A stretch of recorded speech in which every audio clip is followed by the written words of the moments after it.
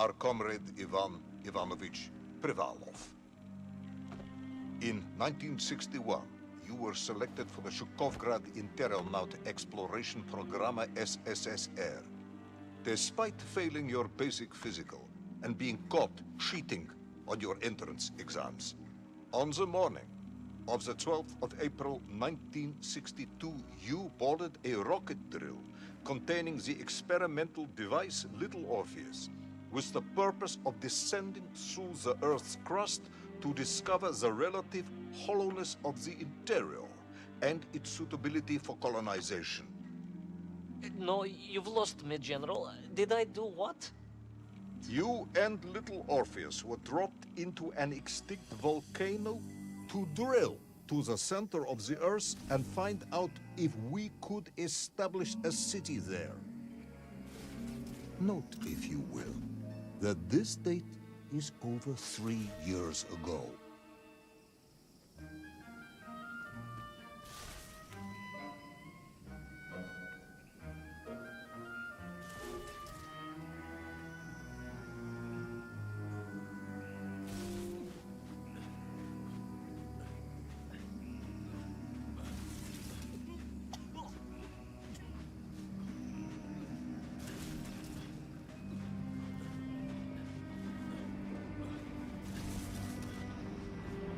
Ivan Ivanovich, can you describe Little Orpheus to me?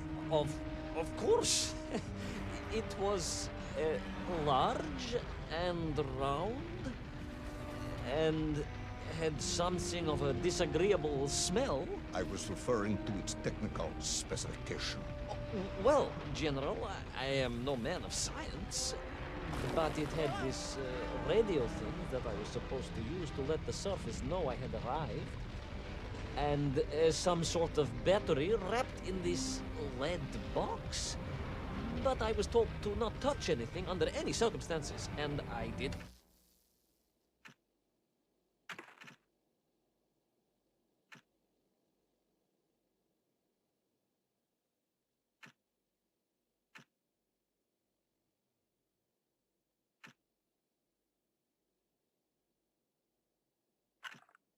Noticed the engineers who worked on it were quite a shifty bunch.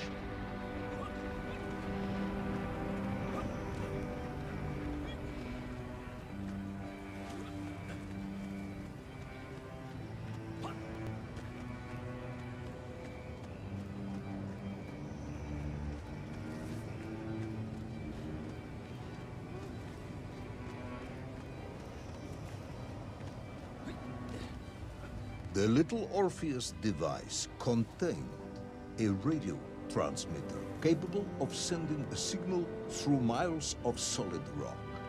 In order to boost this, a powerful energy source was required. An atomic bomb, Comrade Privalov.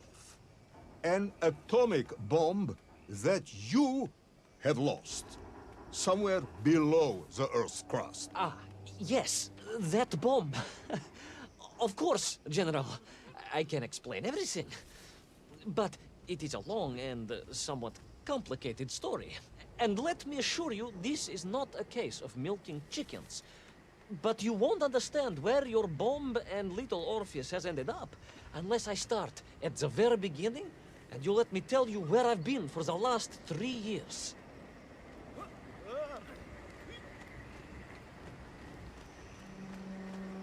From the beginning, then. But this had better be good. Good, General. It's more than good. It's extraordinary. And it began like this.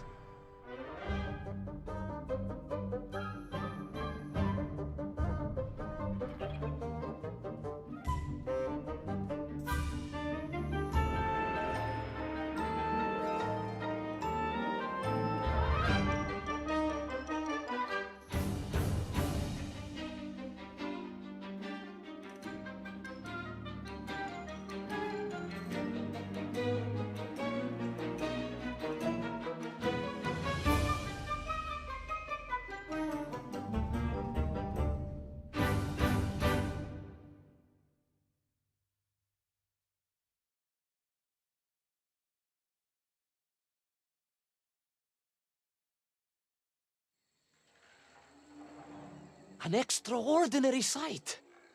I realized this must be the fabled land of Plutonia, as documented by the brilliant scholar Obruchev. A trail of destruction, carved by the rocket drill, led down into the wild and mysterious jungle.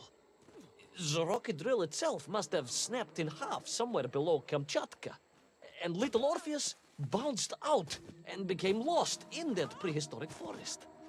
If I was ever to get home, my mission was clear: to find little Orpheus.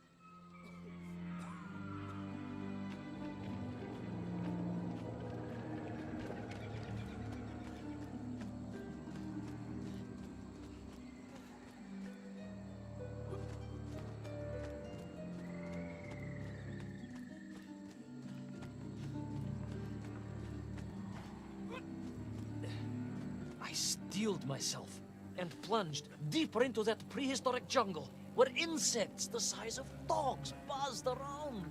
Dogs. What sort of dogs? I beg your pardon, General? Large dogs or small dogs? Big like an ovcharka or small like a barlonka? Does it really matter? Of course. Detail is all important. Овчарка then, General. The size of an овчарка. I find that very hard to believe.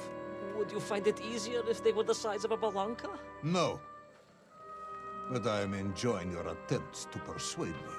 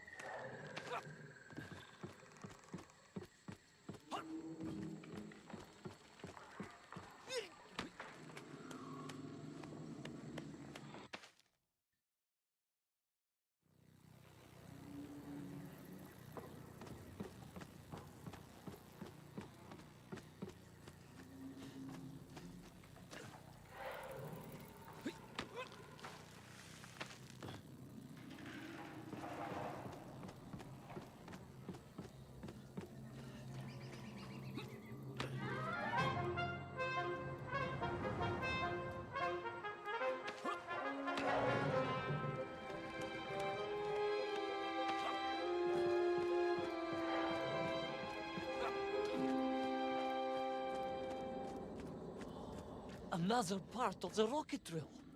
But still no sign of little Orpheus.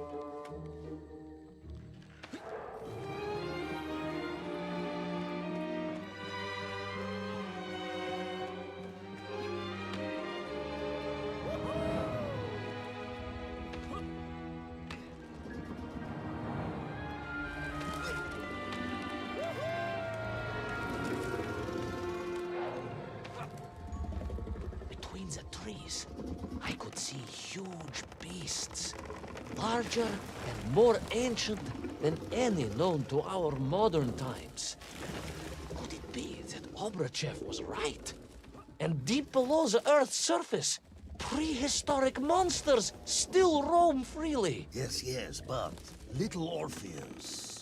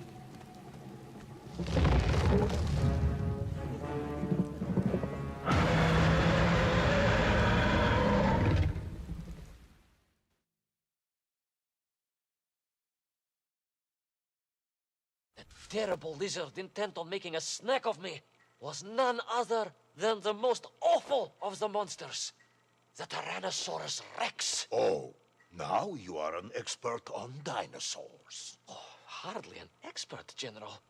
Just educated by the best schools in the world, like all good socialists.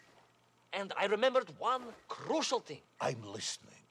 Well, its greed is without bottom, its hunger is ferocious, but its brain is absolutely tiny. So, it can roar and roar as much as it likes, but it will never be a match for the sharpened mind of the good Soviet worker. All I needed was a plan to outwit the monster.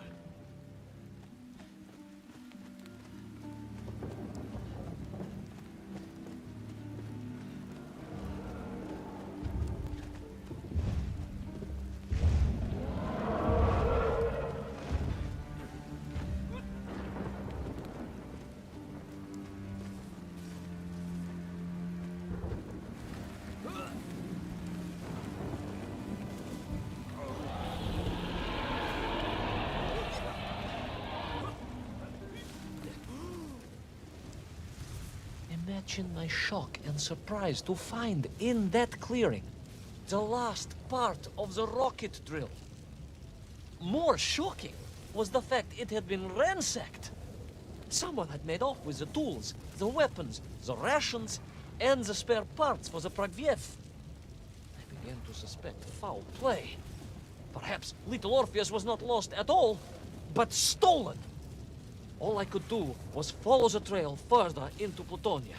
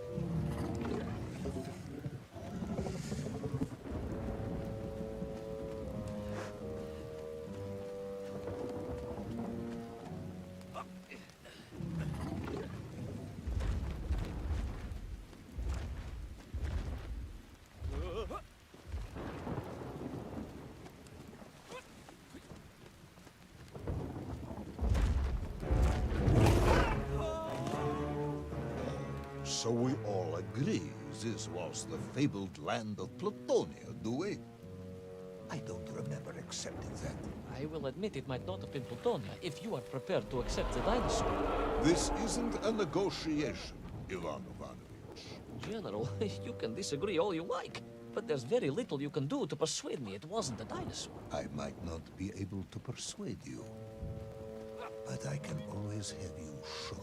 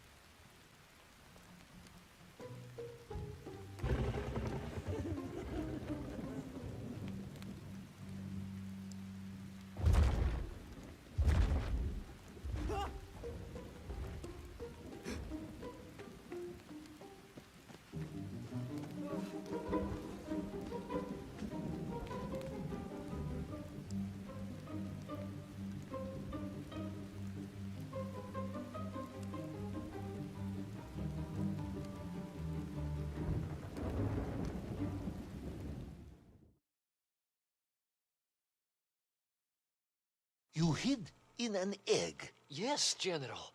I hid in an egg. I am glad to hear your military training was not wasted.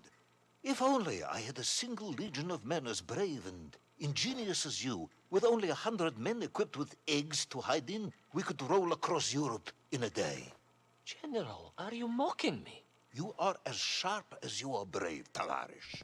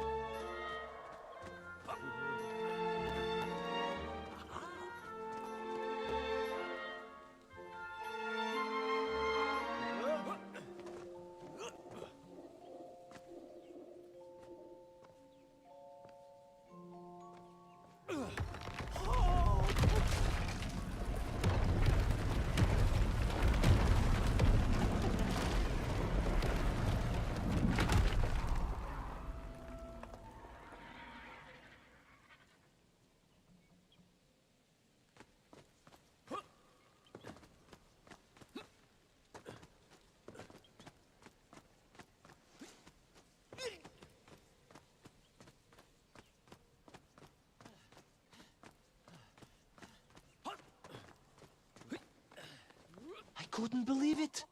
I still struggle to believe it.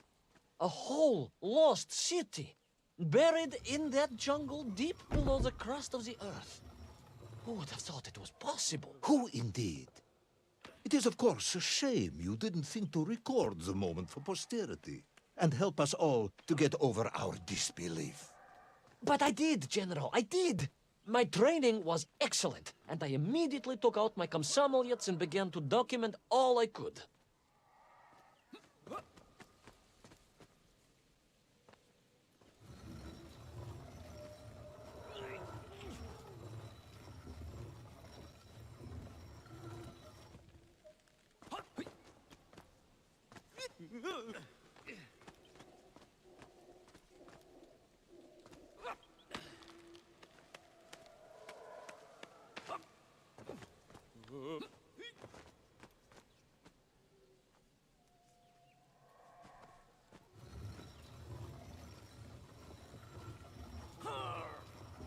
So, where is this camera now, then? Ah, General, yes. What, of course, I meant to say was my training was excellent, and I immediately reached for my camera, only to realize it must have been torn from my utility belt in the crash and lost forever in that forgotten jungle.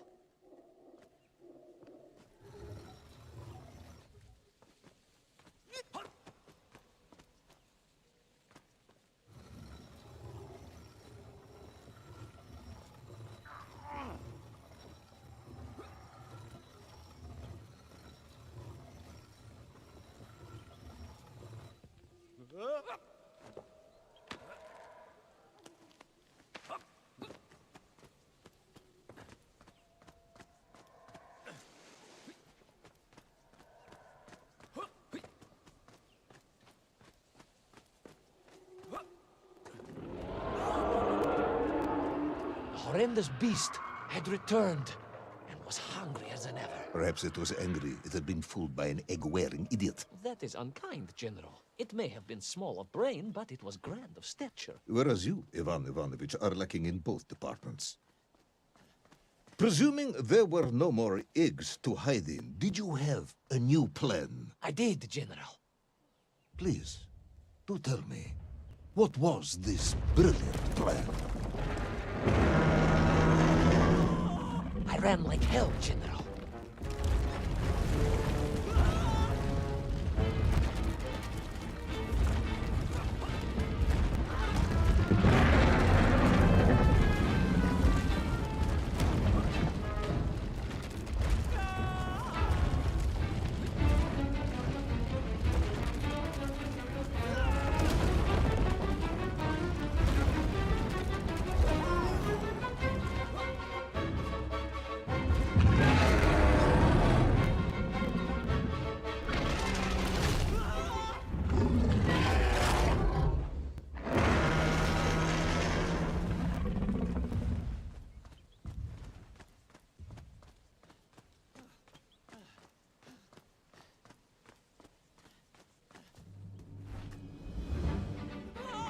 Will our intrepid yet doomed hero survive the jaws of the ferocious dinosaur? Will he meet his end miles underground as an aperitif for a ravenous raptor? What dark secrets could be buried in the lost city of Agatha? Will the general ever discover the location of his lost bomb? All of these questions and more will be answered in the next exciting episode of Little Orpheus!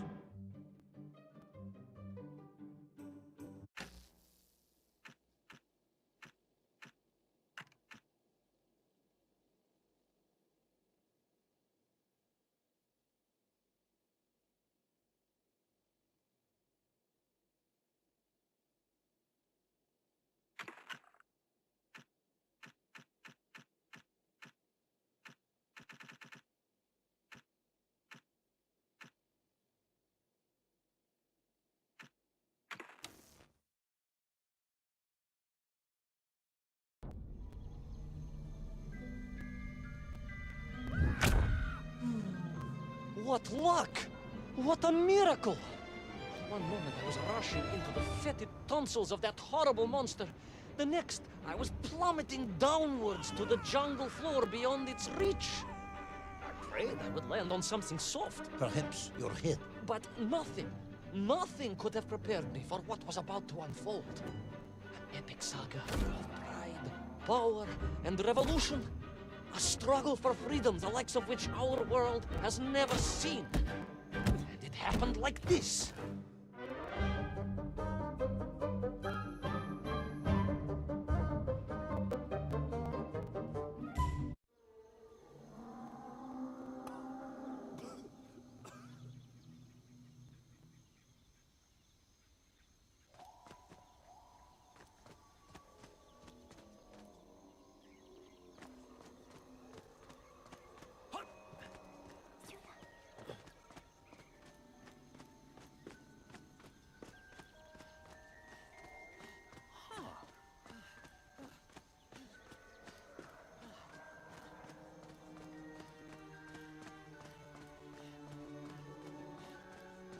Who were those strange, gentle monsters who towered above me?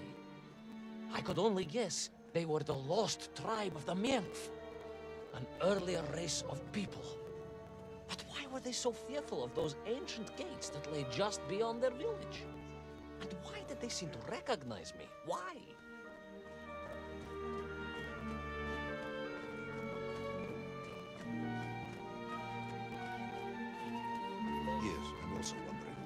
a как же, General? Who was I to question such things? Trapped as I was deep underground.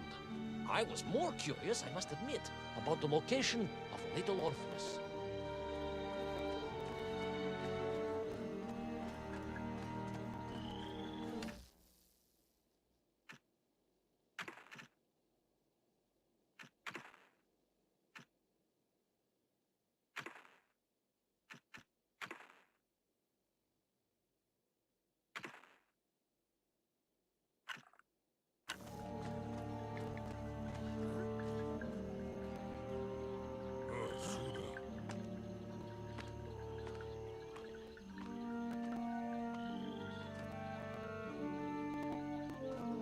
You talk of a great city, a mighty power. Yet your nymph squatted like savages in huts at its boundary. They did. And the answer to that mystery lay beyond my grasp at that point. Because it was a wonder, it truly was.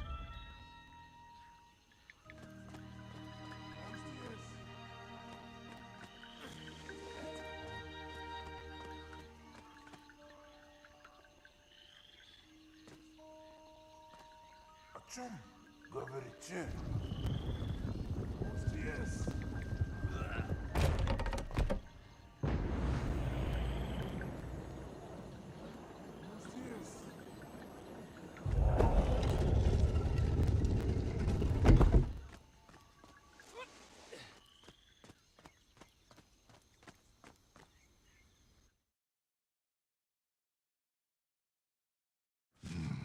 The lost city of Agartha. I hope I may one day see it myself. Oh, General, if only you could. Unfortunately, as I shall explain, should you seek Agartha now, you wouldn't find it. It has been utterly destroyed.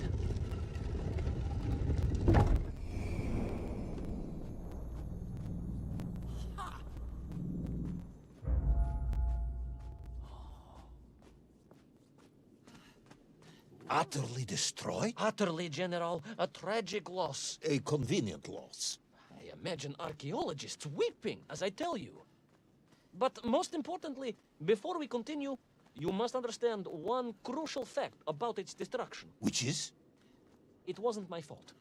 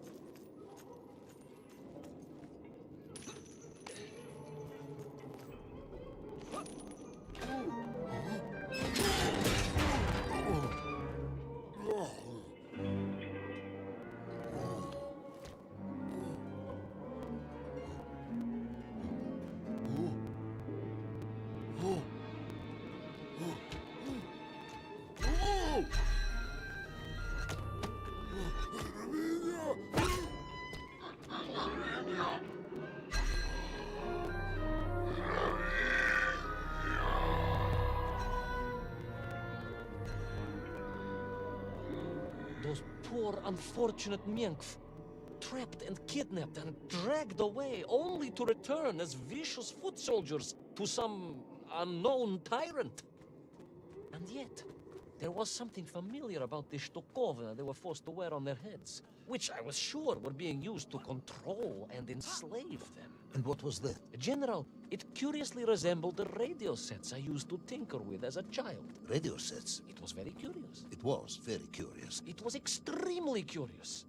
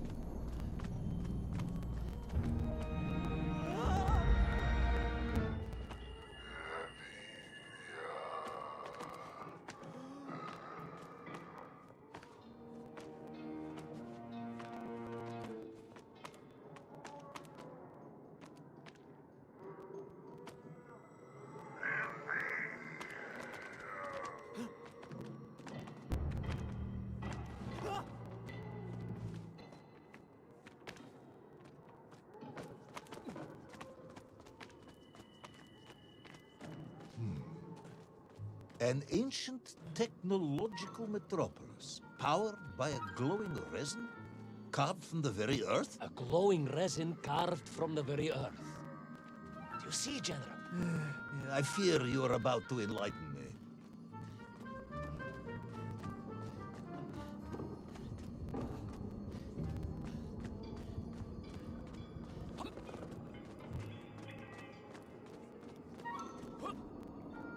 Little Orpheus must have been drained by the impact, but whoever had stolen it and brought it here was no doubt planning to use the Agarthan resin to charge up the atomic bomb, restoring the device to its full potential. What sort of man would come up with such a monstrously reckless scheme? Perhaps the type of man who has such a limited understanding of atomic energy that he thinks an ancient metropolis can be powered by shiny marbles.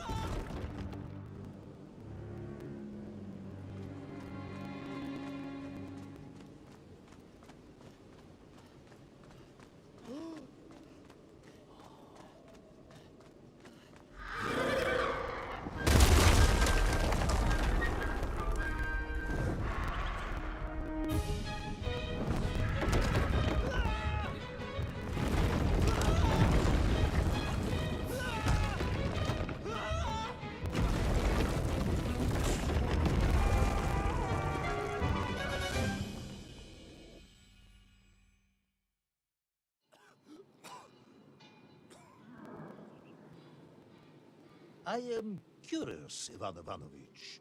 You talk and talk about this great subterranean city. Yet what you describe sounds strangely familiar. It does in some way bear an uncanny resemblance to the glorious architecture of Comrade Alexei Dushkin. Wouldn't you agree? Нет, General. I have never heard of this great tavarish Dushkin or his works. Interesting. Because you were photographed on the steps of his marvelous Vysotka na Krasnych Varotach, shaking hands with the Glavny Constructor. That was the chief designer? The sweaty little fat man with the bad hearing? Mind your mouth, Ivan Ivanovich. And don't think you can distract me by slandering one of the great visionaries of our time. Without him, neither of us would be sitting here now.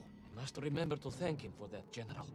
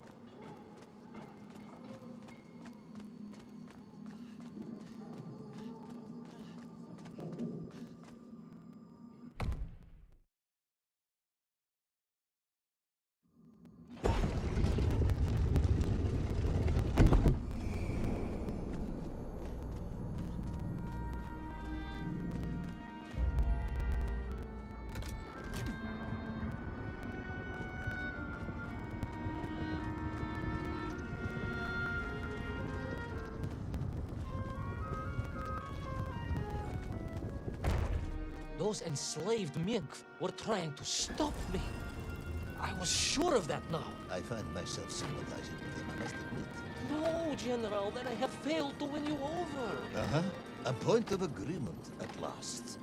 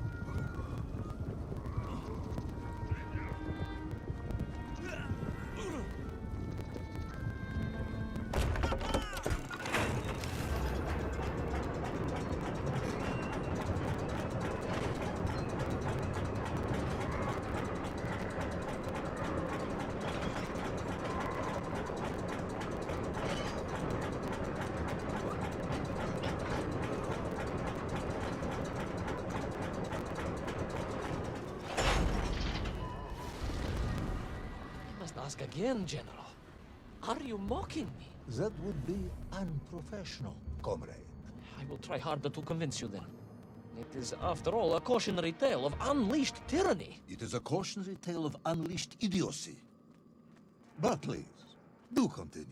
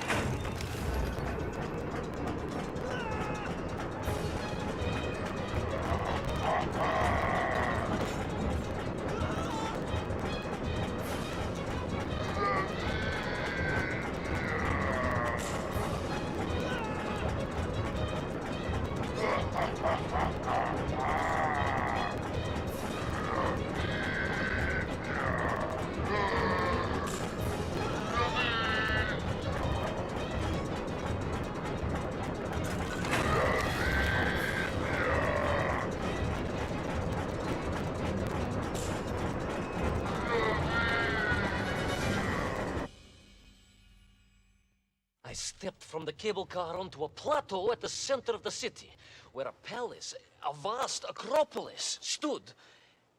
I was reminded of Chelyabinsk Sorok. May I ask how you know of Chelyabinsk? My Aunt Masha was a traveling tinker who married a beef investigator from Zlatoust. She told me of a secret but wonderful city in the west. An edifice of sheer power, humbly serving the will and needs of the people. Yes, unfortunately, that story didn't end so well. No. That's what Auntie Marcia told me. And perhaps that is why I was also reminded of it. Because the moment I touched the floor in that place, I could tell something was very, very wrong.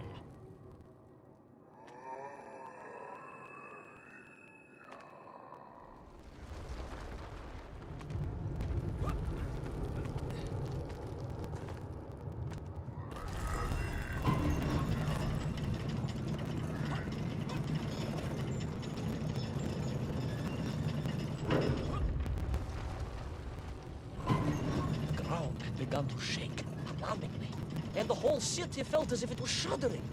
I could only imagine what I would find at the heart of the vast temple. If it isn't a giant glowing marble, I'm going to be very disappointed.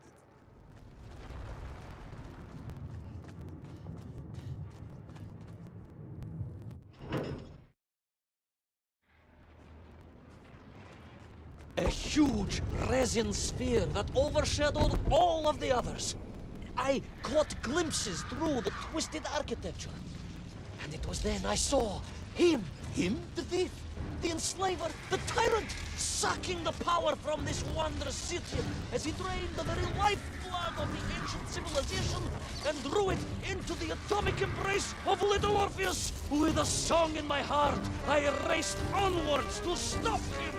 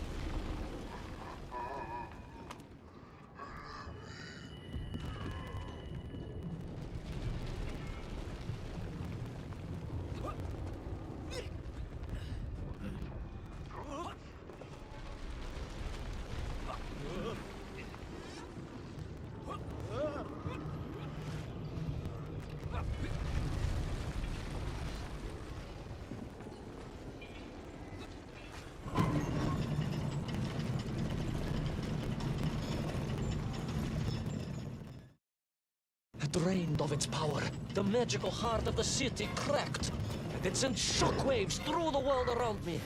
A true monster, General, willing to bring down the mountain itself upon Agartha and bury it forever in his ruthless scheme. I could not save that wondrous place, General, to my shame and regret. But I resolved myself to avenge the Myth, to recapture little Orpheus, and to bring that tyrant to justice.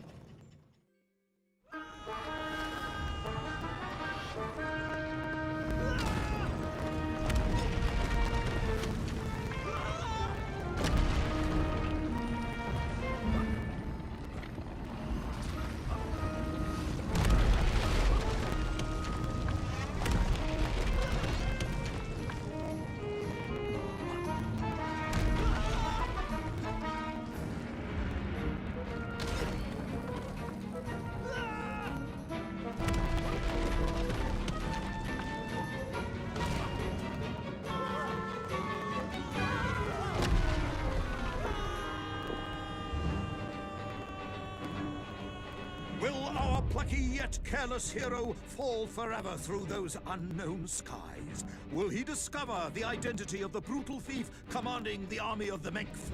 What chance does he have of ever returning to his beloved homeland? How long can the General's patience last? All of these questions and more will definitely be answered in the next exciting episode of Little Orpheus!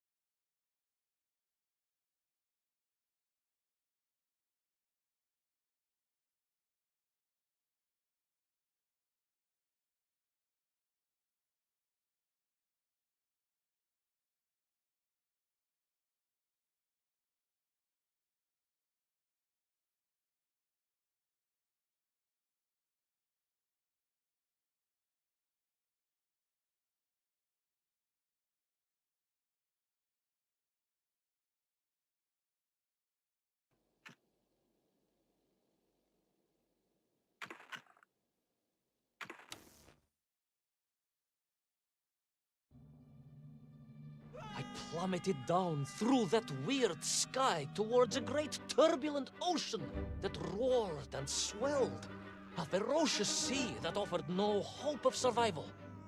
I thought of home and wept, unaware that in an instant, my fortunes would be changed by an event so bizarre, I almost hesitate to tell you. And it happened like this.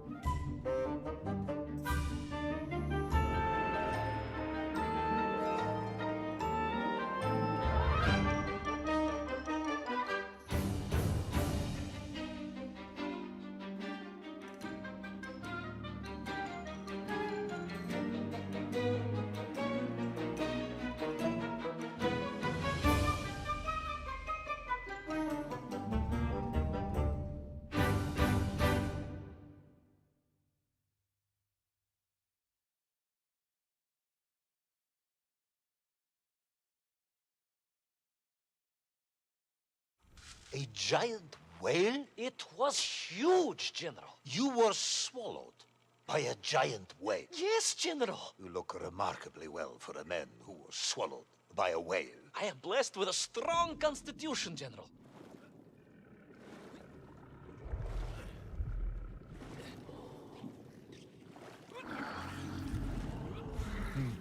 And I assume you are now going to tell me how you managed to escape from the belly of this giant whale. Naturally, General. And I must say, it really was a fascinating glimpse into the interior life of one of our world's most magnificent beasts.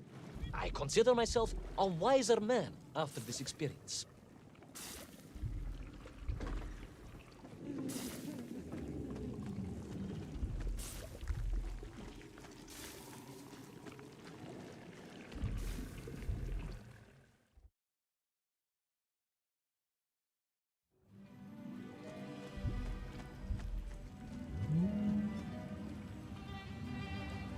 It was an extraordinary place, General. I could perhaps deliver a lecture on the subject to Moscow University Zoological Society, if you like. I only want to help. The Moscow University Zoological Society has, I suspect, better things to do than listen to the ramblings of a man who claims he was swallowed by a whale.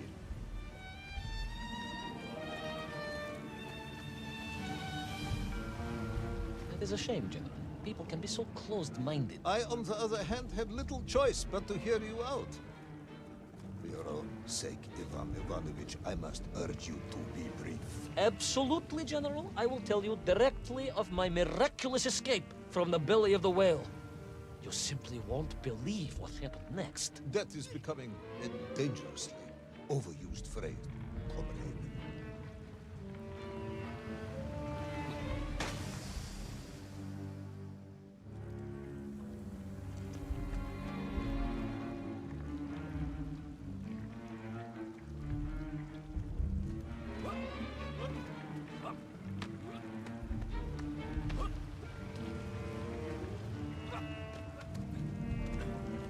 And so I found myself deep within the whale's organs. A strangely beautiful place.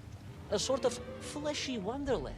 A glade of polyps and globules. A landscape as awe-inspiring in its way as the forests and mountains of Altai. Oh, my home, General, what I yearned and longed for, and only hoped, as I hope now, that I might one day see again. I think we're all longing for home at this point. Oh, with warm slippers, a mug of steaming Zbitzin, and a roaring fire. Not far from home, trapped inside a monstrous fish with only the strange and evil-looking worms that infested its gut for company. With only one's dedication to one's country and mission to keep one from falling into despair. But no, General, I could not. I had to escape, to find little Orpheus and my way back to the surface and home.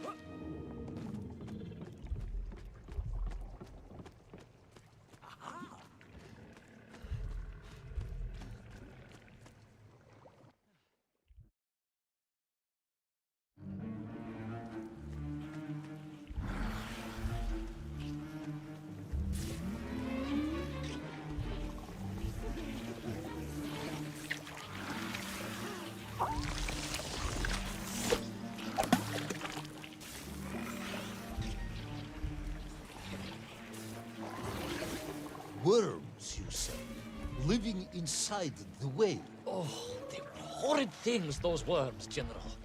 And most unwelcome, I would say. Parasites. I have no idea just how rampant their infestation is, nor of the tremendous sizes they could grow to. At that point, my thoughts were only of escape. And I had a plan. Yes, I'm sure you did.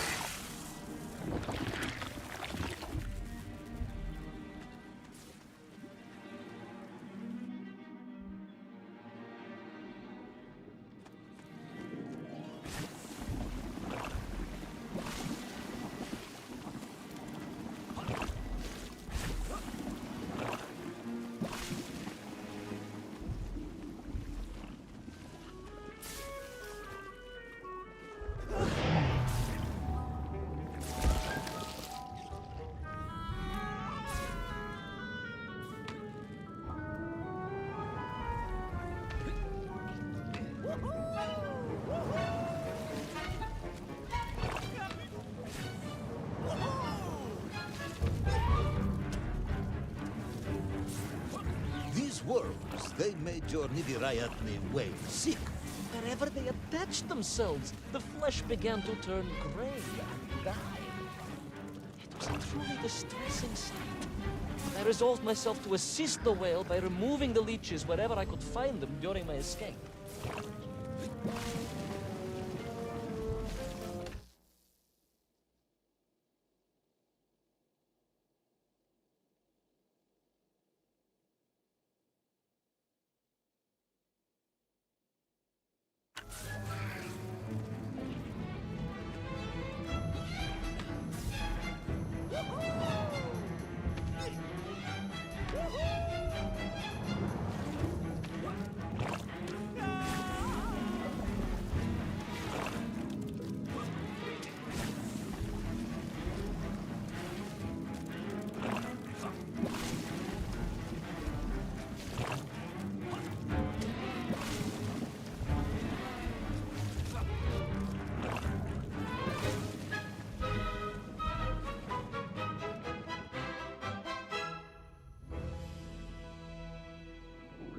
In my mind, it was a simple plan, General.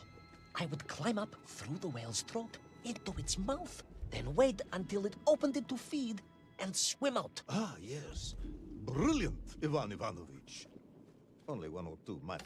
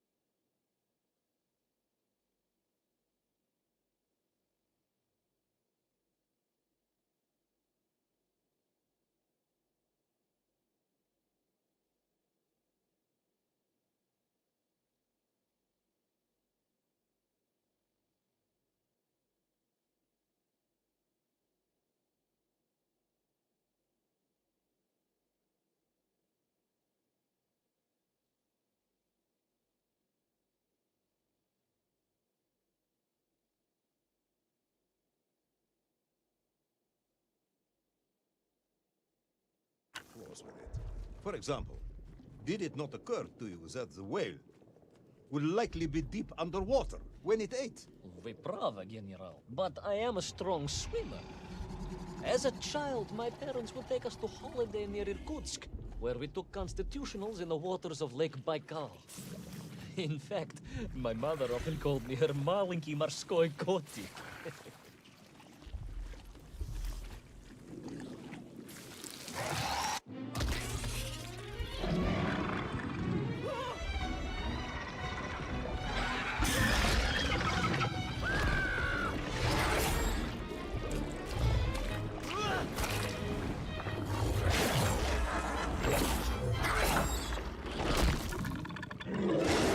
A giant worm for a giant whale, huh? At the risk of repeating myself, it was huge, General. The Moscow University Zoological Society may be interested after all.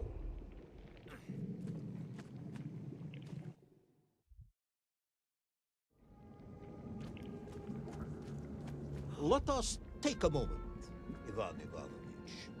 Your ridiculous plan to escape through the mouth of the whale failing, you would now have me believe you had embarked on some misguided crusade to free it of the worm infestation.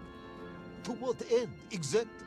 When one suffers, we all suffer, General.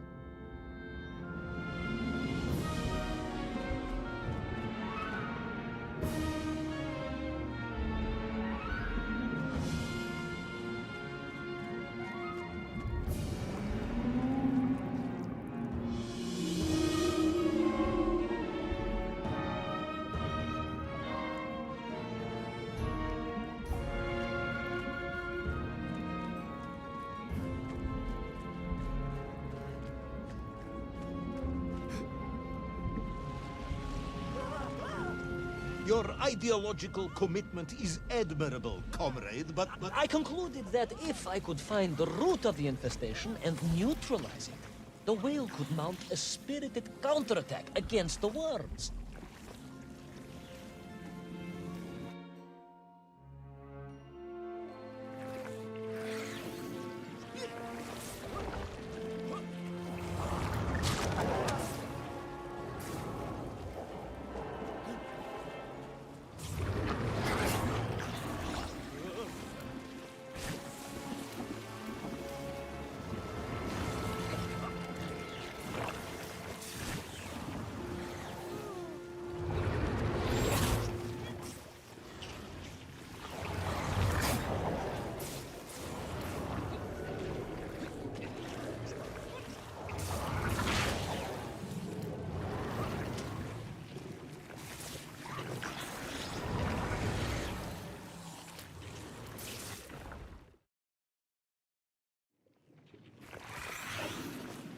And then, victorious, the whale would surface to expel the remaining poisonous muck and slime from its body. And at that point, I could escape through the nearest convenient orifice. In this case, most likely the blowhole. That is the most revolting thing I've ever heard. General, we are Russians. We have withstood the sheer force of nature and history and emerged triumphant. An expedition through the nasal sphincter of a gargantuan whale is nothing to us.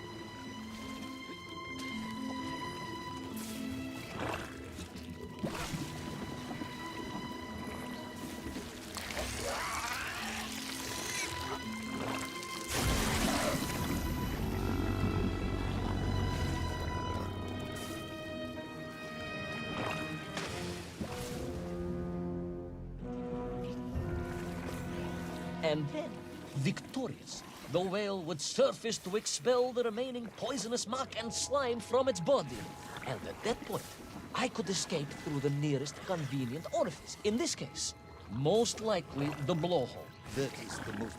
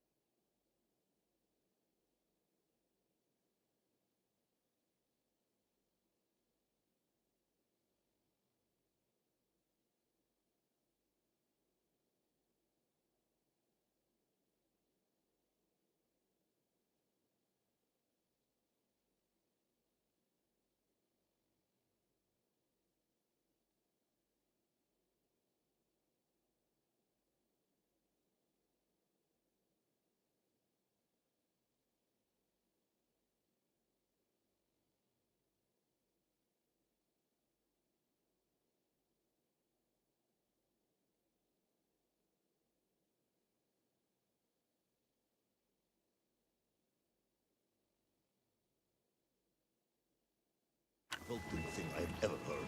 General, we are Russians. We have withstood the sheer force of nature and history and emerged triumphant. An expedition through the nasal sphincter of a gargantuan whale is nothing to us.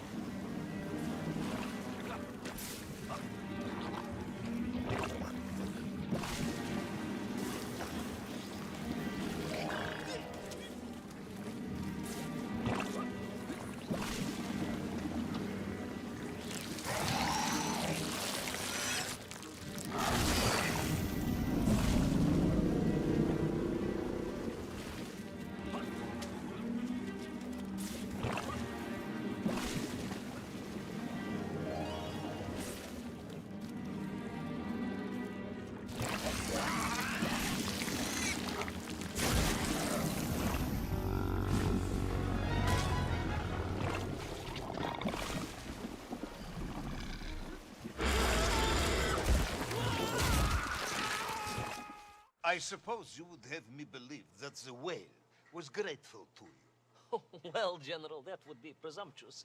I doubt it was even aware of my presence. But I had more immediate problems. For if the whale might have been relieved by my actions, the worms were enraged. Worms Furious. Worms Incandescent. do not feel Violently indignant. emotions. Demented, General. Deranged. Enough!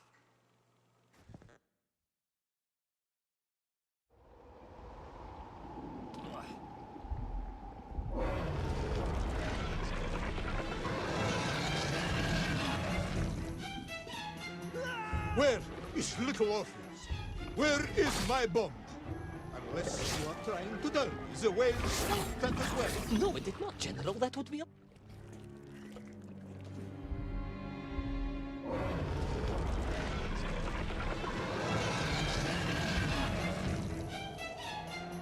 Where is little Orpheus? Where is my bomb? Unless you are trying to tell me the whale scooped that as well. No, it did not, General. That would be absurd. No, Ivan Ivanovich, you are absurd. Your story is absurd. This whole ridiculous fairy tale is absurd.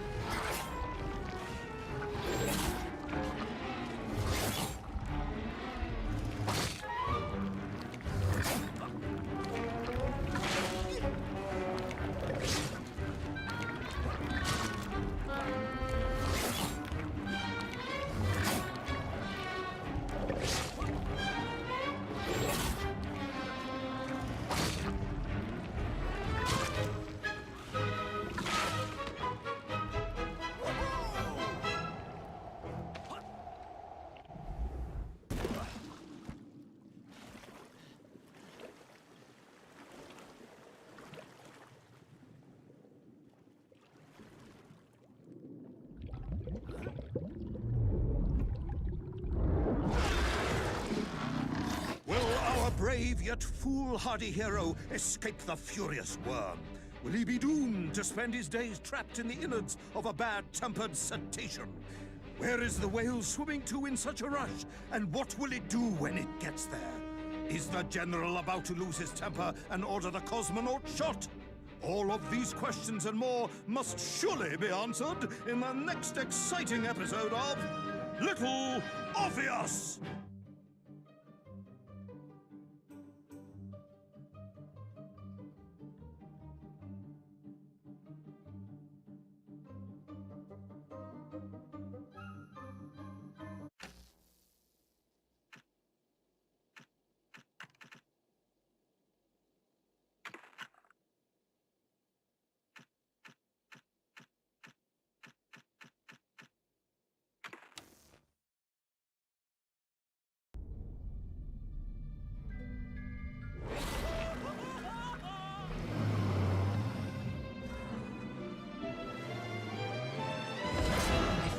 from the whale's blowhole like a supersonic jet. And below me, the ocean became a sheltered bay studded with wild shapes. You will be amazed as my epic journey unfolds. For here, it was about to take a most unexpected turn. And it happened like this.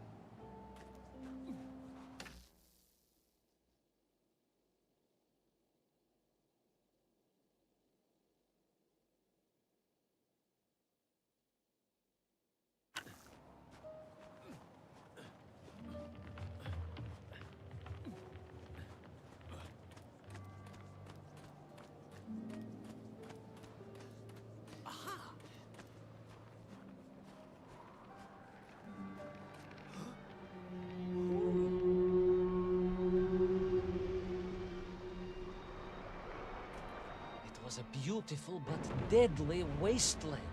Freezing cold, brutally chilly, enough to kill a man in hours. Yet here you are. Indeed, General. An impoverished childhood playing in the streets of Omsk during those bitter winters had made me hardy. I thought you said you grew up in Altai. Ah, General, the life of a poor toy maker's family. We had to move from place to place just to find work.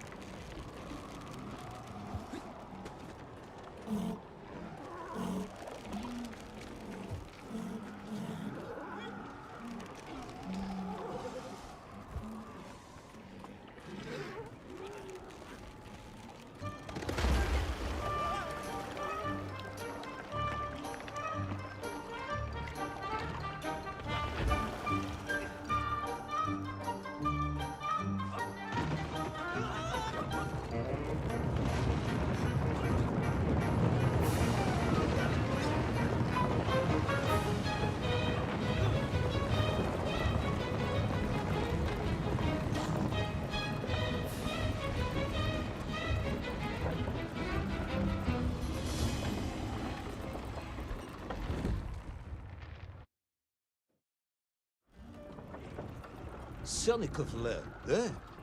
Of course, Sonikov himself reported nothing more than a bluish fog on the horizon. Your island may be nothing more than the product of overactive imaginations. General, consider this. Imagine taking a simple peasant, a pig shepherd, for example, and telling him one day humans would fly around the earth beyond the sky. He would say you were stark raving mad, Saldaphone, a ridiculous Kozyol Baradati, a buffoon stuffed into a military uniform, a pridurak, a чучело тупорылое. This peasant of yours had better watch his mouth if he doesn't want to spend his holidays in Solovetsky. Perhaps you should return to your story.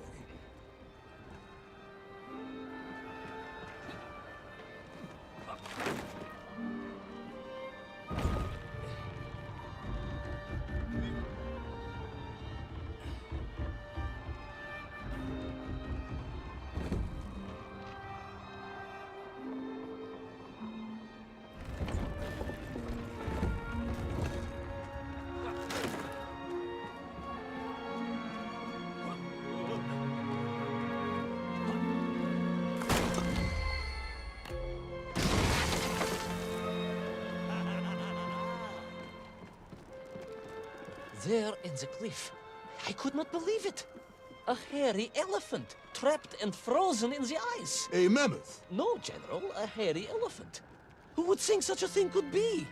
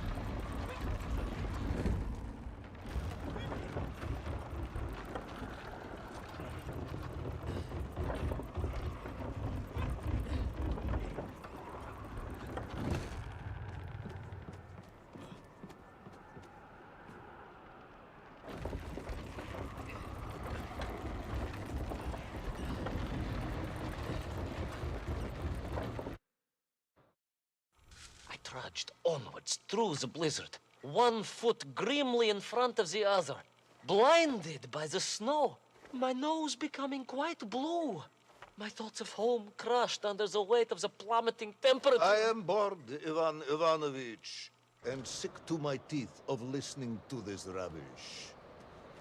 Let us speak plainly now. You will tell me where my bomb is, or I will have you shot.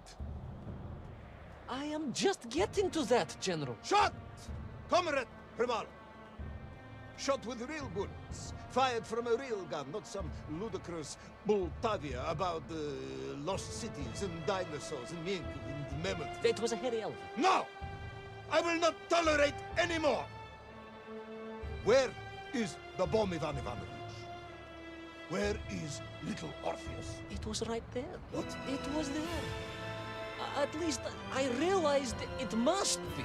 Where? Here? On Sonic Land? Yes, General, because as the storm began to clear, I realized with a strange excitement and trepidation that I was not alone on Sonic Land.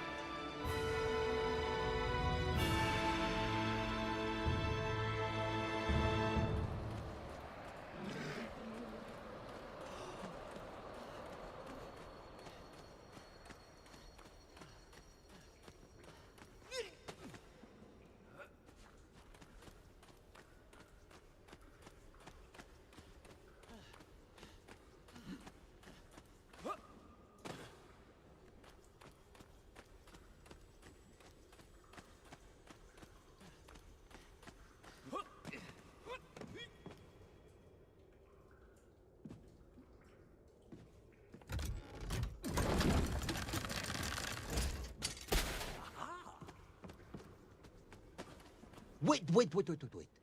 Go back. You say these lifeboats came from Zarya? A Russian ship? Zarya returned home, but not with all of her crew. And here were the missing lifeboats, trapped in the ice for all of these years. And it could only mean one thing. That you are continuing to hang lapsha on the news.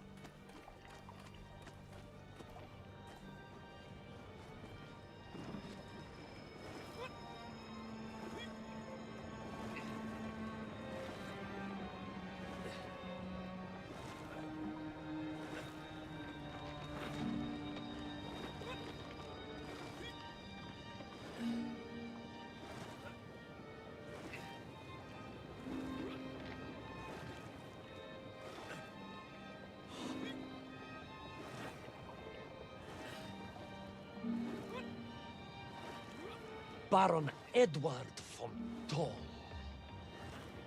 Of course, I remember reading about this tragic expedition at school.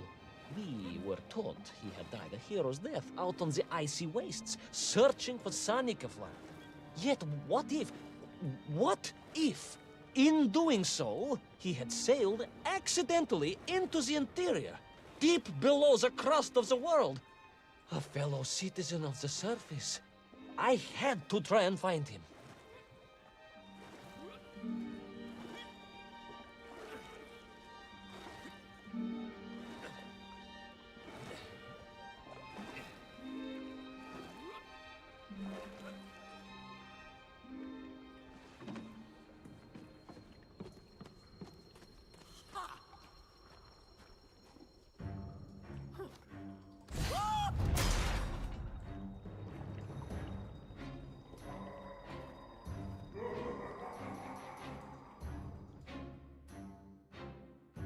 A dead explorer stole my... Not dead, General, but quite insane.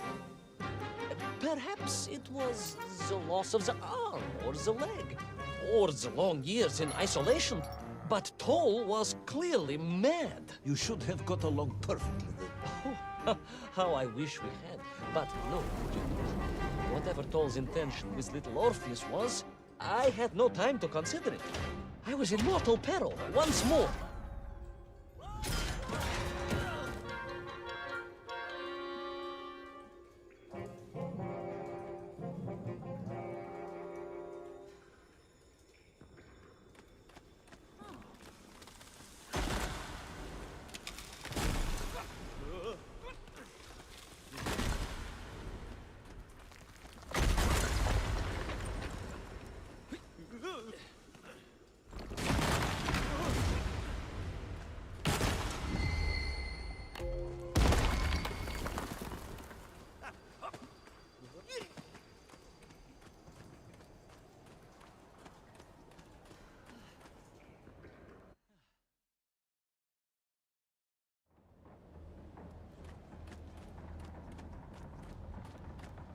So, you believe that Tol had somehow enslaved the Menkiv and bent them to his will? I do, General. It was obvious.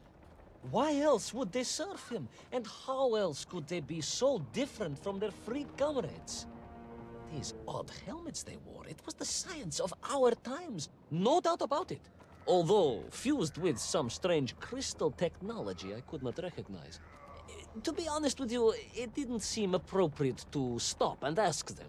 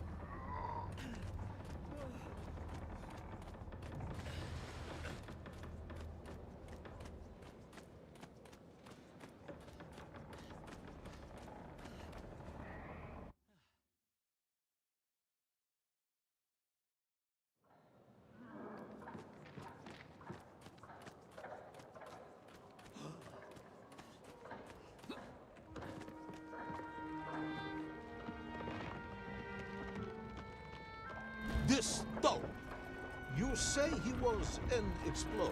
Yes, General, he was. He vanished some 60 years ago. I remember the story well. And you say he stole little Orpheus? To get home, General. To get home. I think he must have thought he could use the atomic bomb to blast his way back to the surface.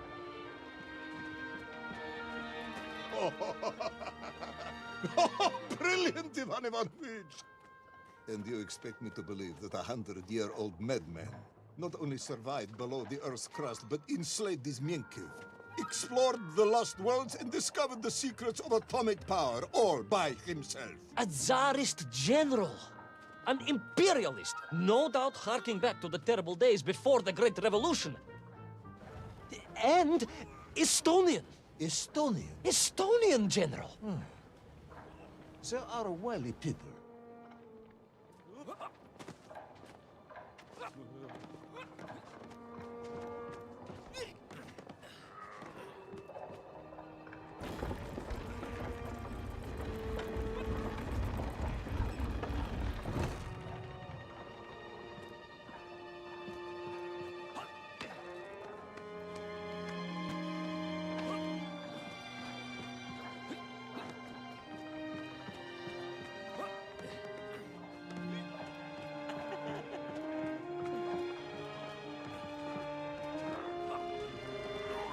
The slave mines stretched away into the distance. And I sometimes wondered if I would ever find my way out. But I never gave up, General. Of course you did. You are a hero, Ivan. No, General. No. I am no hero. I am a simple toymaker's son from Tomsk. Omsk? General? Omsk. You said Tomsk. I said Omsk. You said Tomsk. General, I think I am well aware of the city of my birth. Perhaps all the moving around as a child confused you.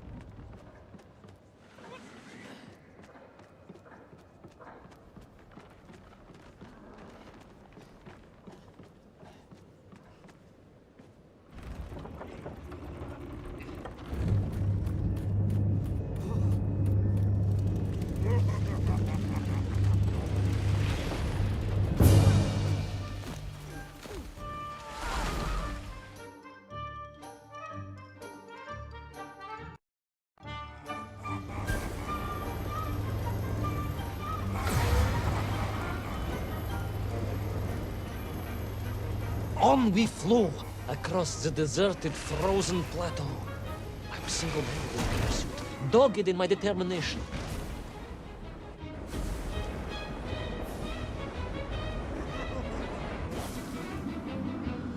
I would take back little Orpheus and prevent Toll from detonating the bomb. Ah, you are as humble as ever, Tavares. Well, General, you are a great military leader, a great strategist, whereas I am simply the humble son of a watchtoy. Well, General, you are a great military leader, a great strategist, whereas I am simply the humble son of a watchtoy.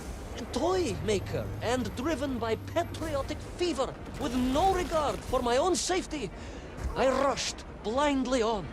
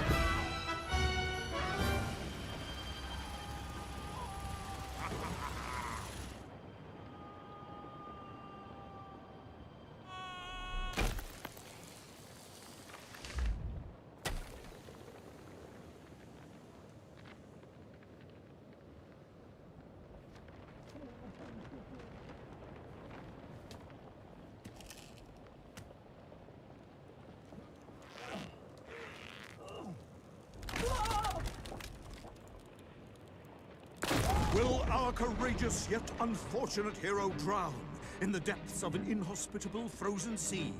Will he thaw out in time to prevent Toll from detonating the bomb? Will the general holiday in Omsk next year? Or Tomsk? Or perhaps both?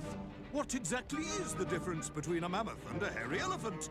All of these questions and more should almost certainly be answered in the next exciting episode of Little Orpheus!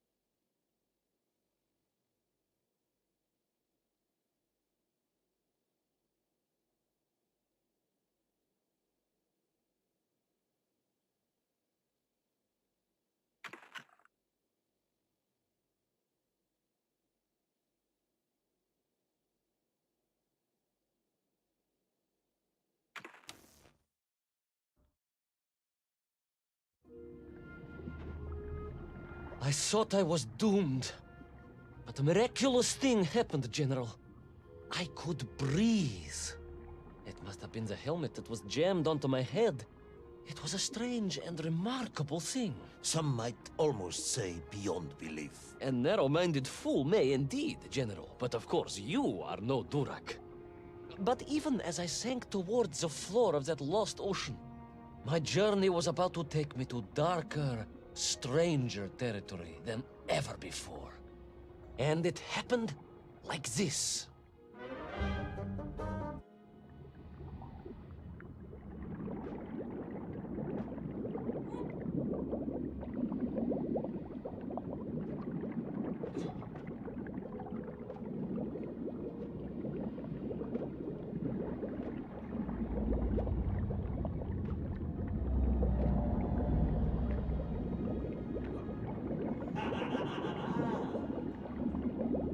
Let me see if I have this correctly.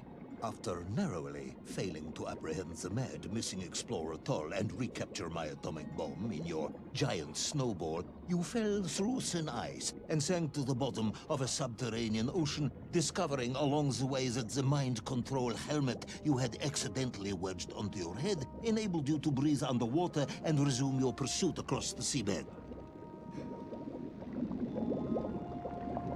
General, you seem perplexed. Perplexed? Perplexed is that the keys to my house are not where I left them. Perplexed is the fact my dog will not eat cheese like other dogs. No, Ivan Ivanovich, I am not perplexed.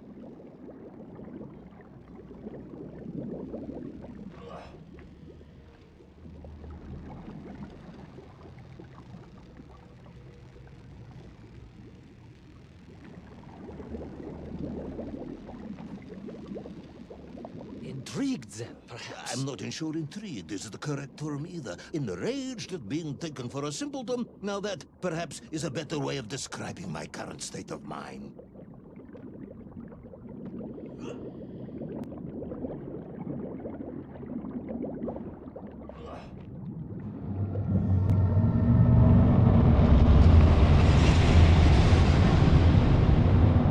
That is unfortunate, General. Once again, Comrade Privalov, I must correct you. Unfortunate is losing one's car in a snowstorm. Unfortunate is booking opera tickets on your wife's birthday and getting the date wrong. Oh, was she furious? That is not the issue! Furious. However, now that is a good word. I could speak with your wife. Would that help? I could always have a word with her if you like. I could always have you shot. Oh, you could, but I suspect she would appreciate the gesture less.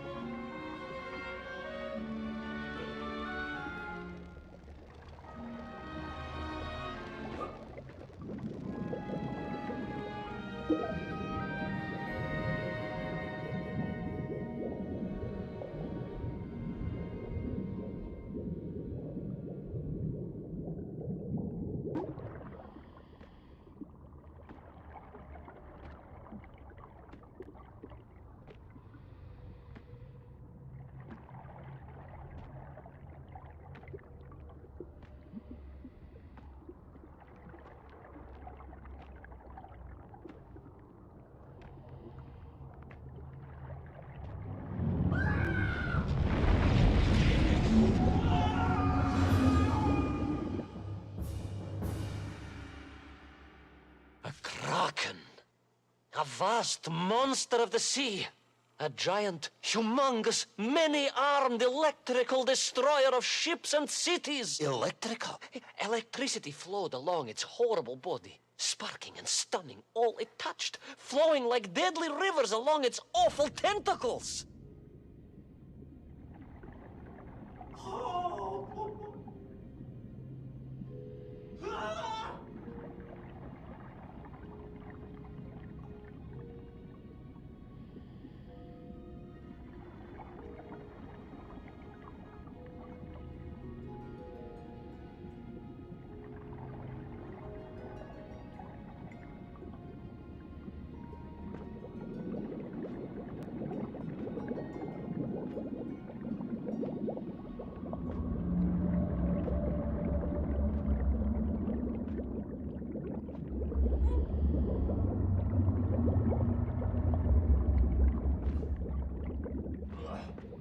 A sobering discovery.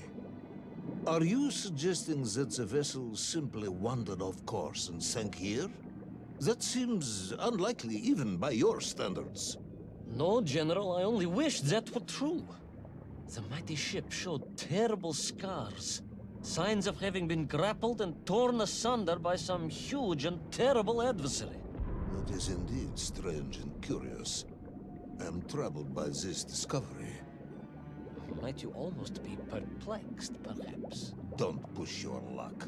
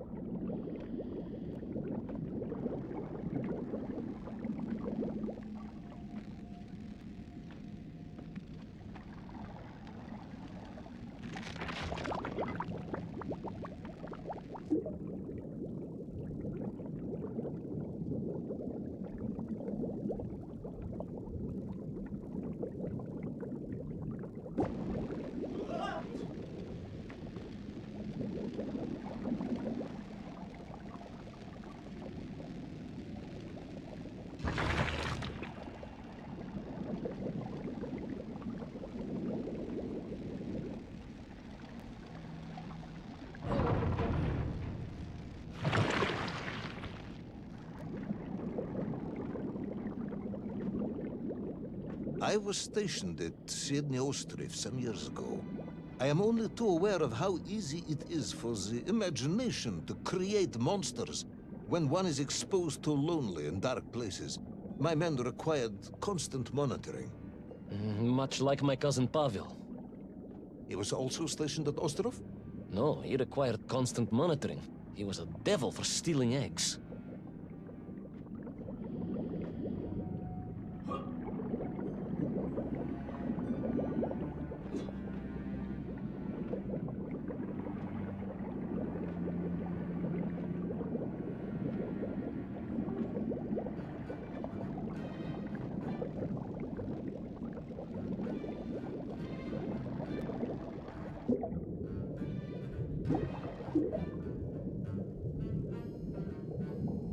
I was referring to the fear that something is lurking in the darkness. Something strange, brutish, and ill-intentioned. Again, that sounds much like my cousin Pavel.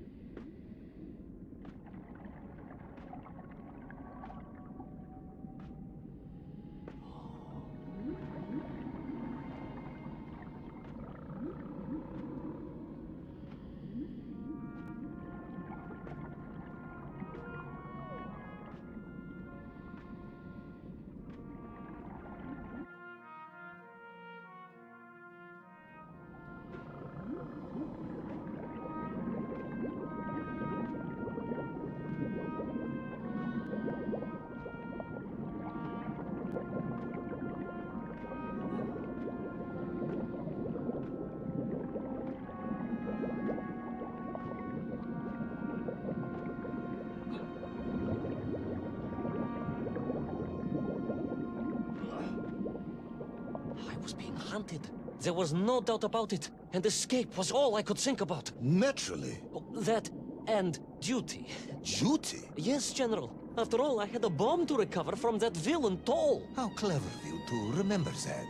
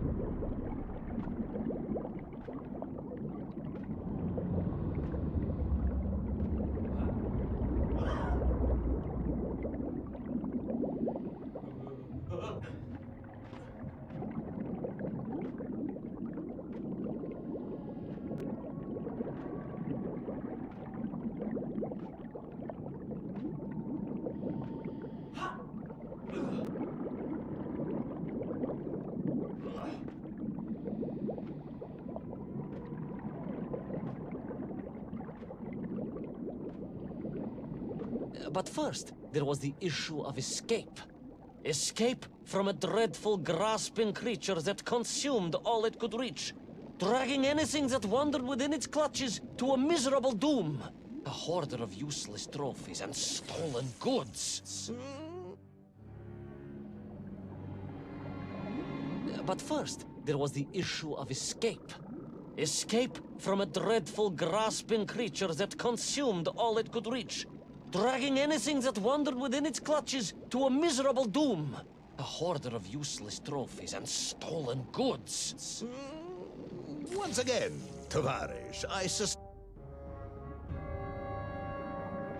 But first, there was the issue of escape. Escape from a dreadful, grasping creature that consumed all it could reach, dragging anything that wandered within its clutches to a miserable doom. A hoarder of useless trophies and stolen goods. Once again, Tavarish, I suspect...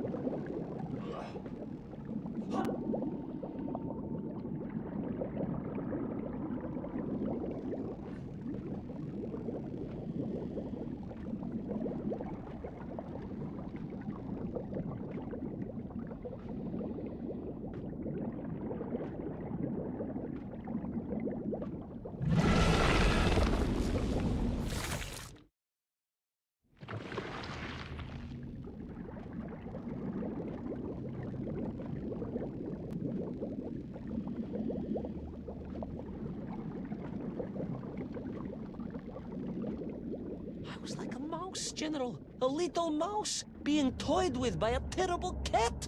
Rather a wet mouse. I was like a little underwater mouse. Being stalked by a giant rubbery electrical cat with 8 tentacles. Exactly, General. Good, I'm glad we cleared that up. You may continue.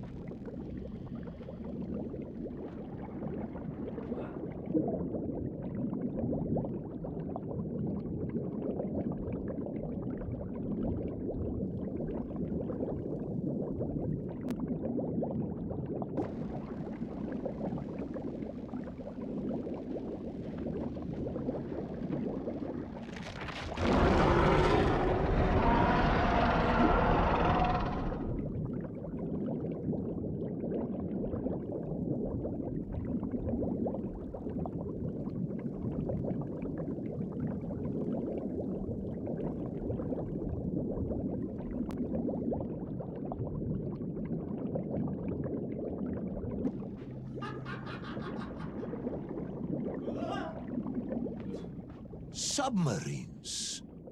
You didn't mention submarines before. Didn't I? Why? No, наверное, General, of course. Submarines, millions of them. Several, at least.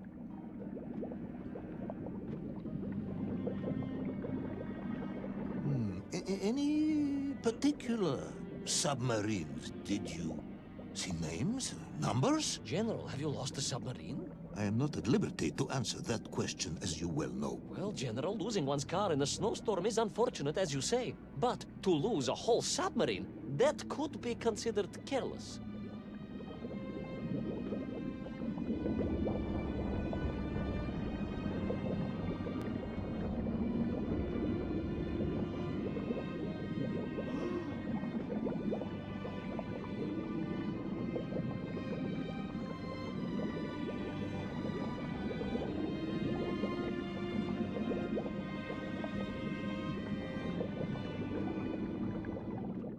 And you are certain it was M256? Well, that was painted on the hull, so I can only assume so. I think I know where this dismal story is going next. You somehow miraculously brought the remaining closed cycle engine online, flooded the torpedo tubes, dispatched the Kraken with one shot, and triumphantly surfaced. No, General, that is not what happened at all. I did indeed make my way to the torpedo tubes, but for a very different purpose. After all, history has taught us that atomic power is not to be toyed with. Much like tired, impatient generals, perhaps. Particularly the perplexed ones. Indeed, General. Or like dogs that will eat no cheese.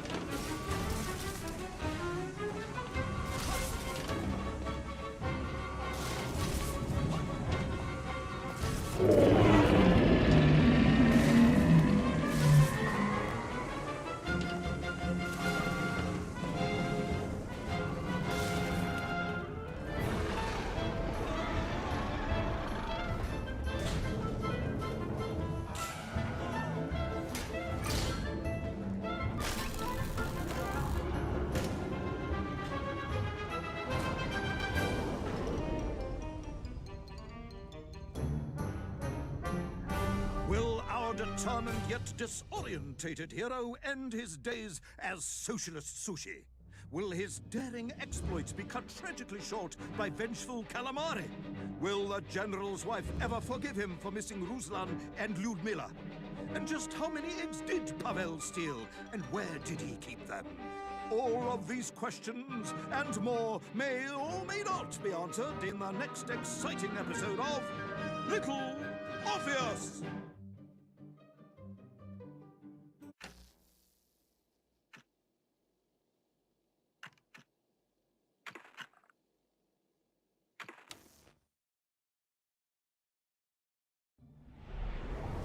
I was alive, General. Somehow, miraculously, I was alive.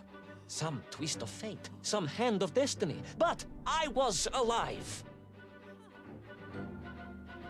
Strange as this new world was, I knew Toll must have come this way, and it was my task to find him. And it happened like this.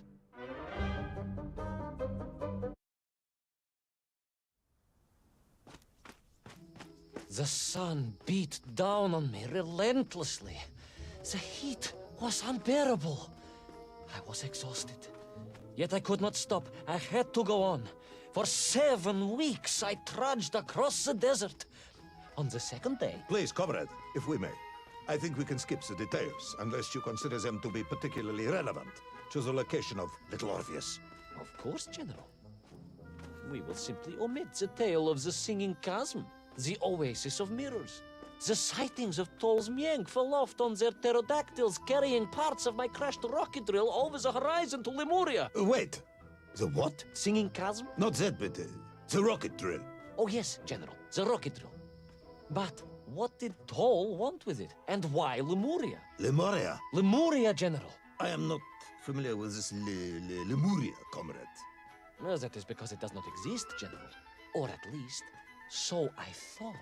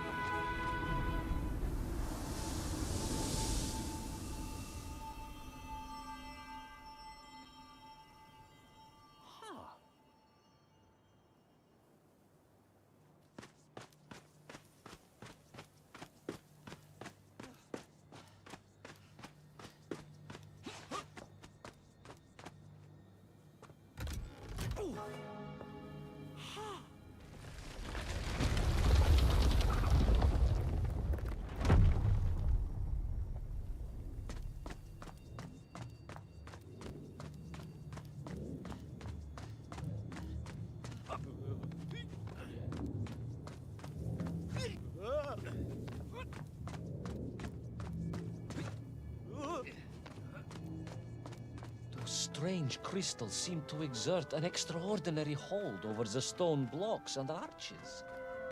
When they hummed, the whole city remade itself. Where they were missing, clearly looted by some villainous thief, the city was fallen to ruin. It was like a vast musical instrument, vandalized, and yet still attempting to toot.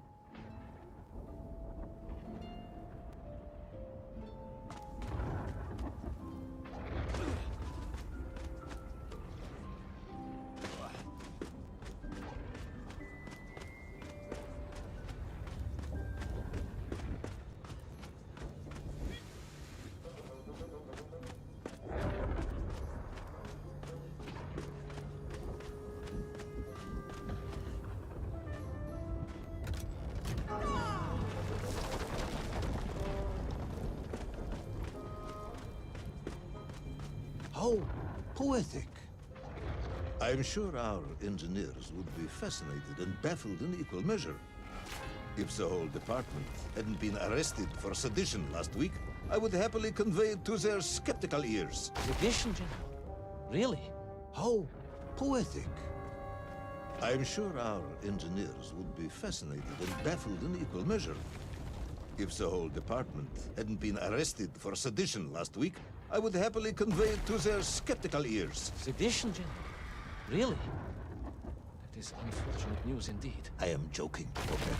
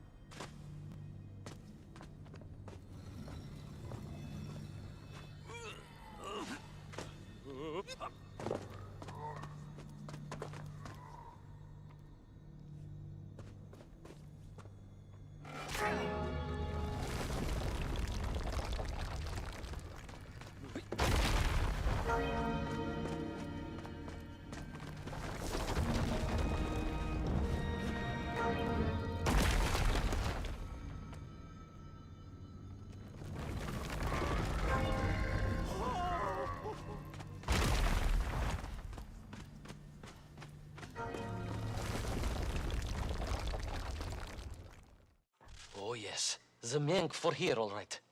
Which meant whatever dastardly scheme Toll had, it was to be enacted on these burning sands. And you will explain this in due course, I imagine. Imminently, General. What you need to know first is this.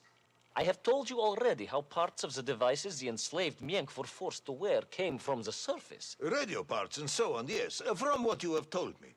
Assuming there were plenty of lost ships in the ocean as you claim, for Toll to have dredged up what he needed to assemble them. Aha, good. You are one step ahead of me, General. I said assuming. Of course, assuming. Now, as I gazed in awe at the buildings rising and falling around me, I realized that the other major component of those mind-controlling helmets was crystal. Toll had raided Lemuria for them. He knew the city. He knew the crystals could amplify vibrations and waves, and was using them to boost the signal of the radio parts to exert his control over the Menk. Which meant...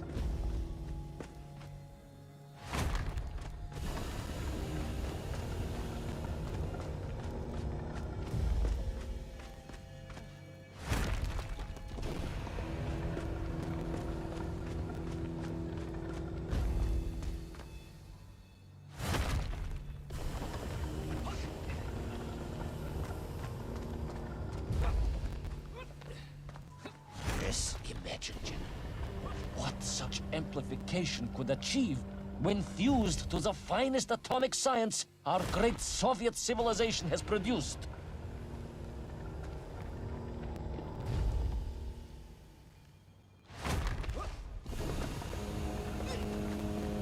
Wait. I do not understand. You said Toll was planning on using the bomb to shatter the Earth's crust to return to the surface. A tragic mistake, General. I had not recognized the extent of his mad ambitions. You mean to imply Toll would have attempted to enslave the Russian people? Bah! The will of the Soviet citizen is mighty and strong. To you, perhaps, as a trained warrior. But consider, perhaps instead, a humble son of a toy maker from Tomsk. Ah, yes. Perhaps we have our share of simpletons, after all.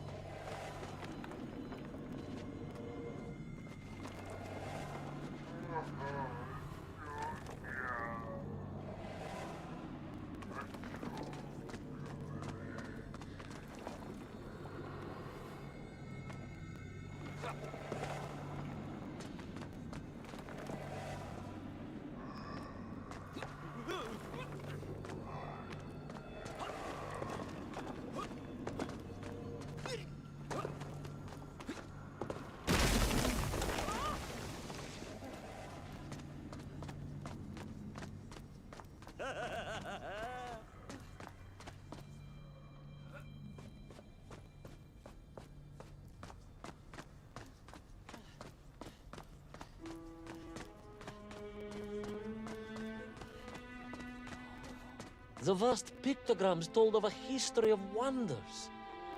They seem to suggest the Lemurians were travelers from another world, where a mysterious clock seemed to stand. That is very mysterious. As mysterious as the location of little Orpheus. perhaps. Yes, of course, General. I am just getting to that.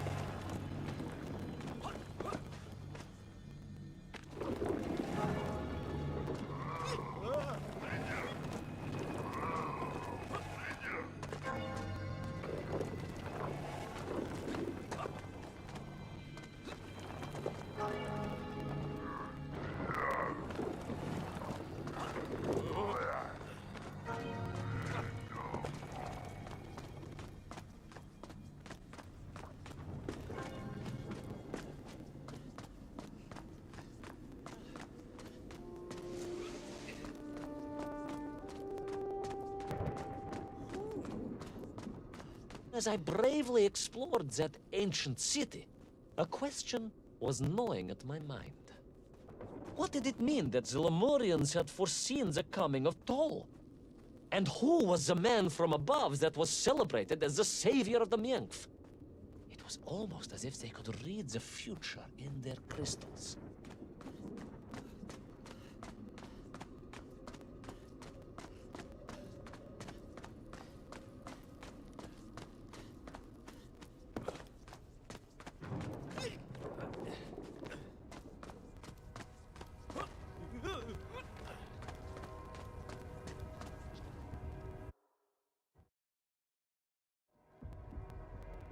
The bells of Lemuria tolled and tolled, a roaring symphony, a crescendo of peals that set the city dancing, each note causing the crystals to shimmer and cascade with light.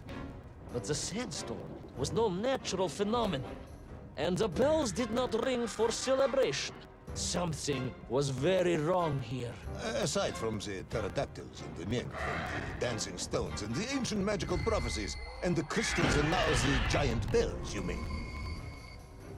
If you don't want me to continue, General, then I can easily just quietly go home. Don't think Chepucha will get you out of this one, comrade.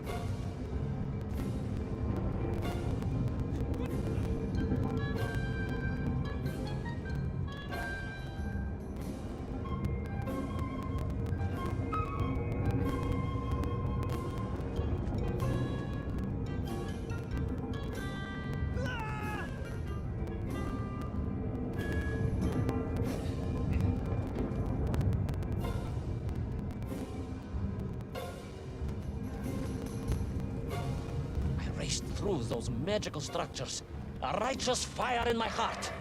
I was like the Brinya Nikich, prepared to strike at the dragon who threatened my homeland. Your heroism is only surpassed by your modesty. On the contrary, General, I chose the Brinya carefully.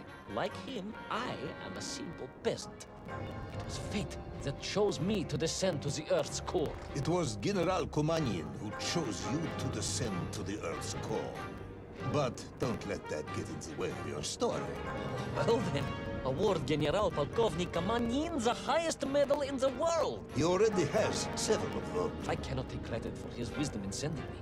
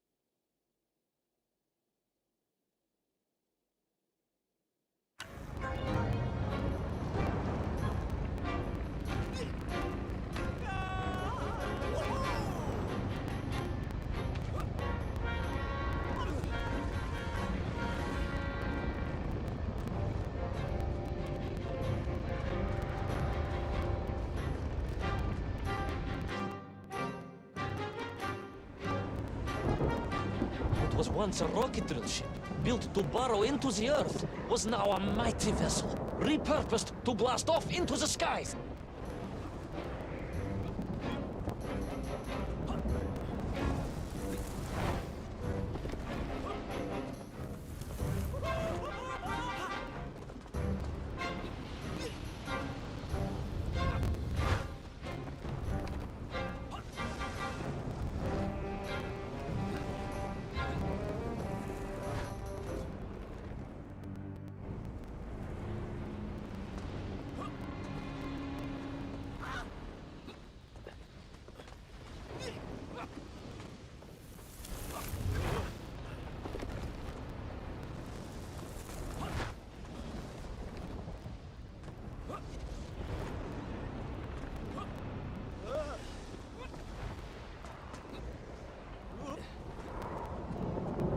There was no doubt the toll was headed for the strange world with its clock, although to what end I was yet to understand.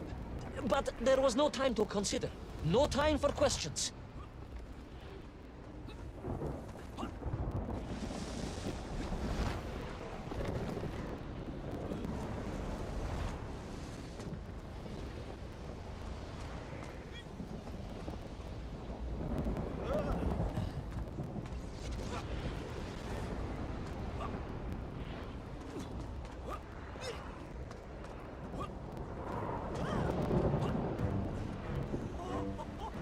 Paul was on the rocket.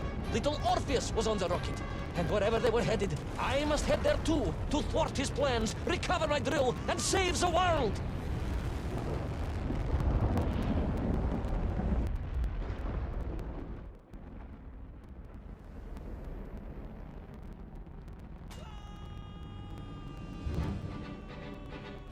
Will our enthusiastic yet disorientated hero be burnt to a cinder by the rocket's engines? Will he be smashed into the rock that surely must be beyond the Lemurian skies? Does Nikolai Petrovich Kamenyin really need any more medals? What was the strange clock, and what could it all mean? All of these questions, and more, will be answered if you're extremely lucky in the next exciting episode of Little Orpheus!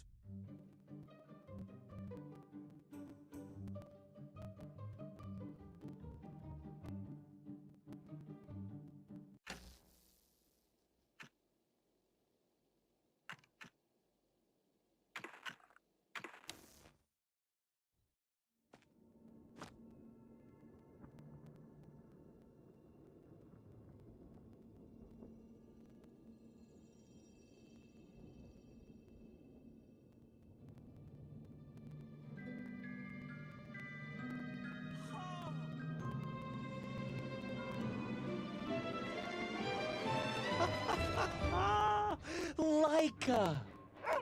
Are you stark raving mad? It was Laika!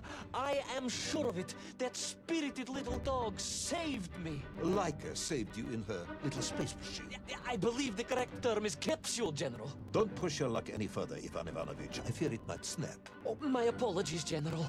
In my excitement to explain what I discovered on the far side of the Metagalacticus Interiorus, I got carried away.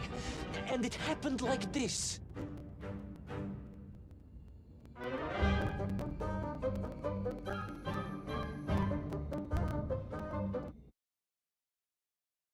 A rocky moon. At the center of the Earth. The source of all creation, General.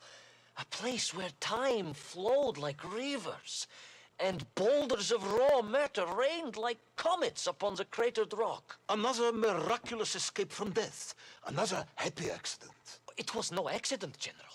Laika took me there entirely deliberately. I'm sure of that. She continues to be a heroine and a savior and protector of our great nation.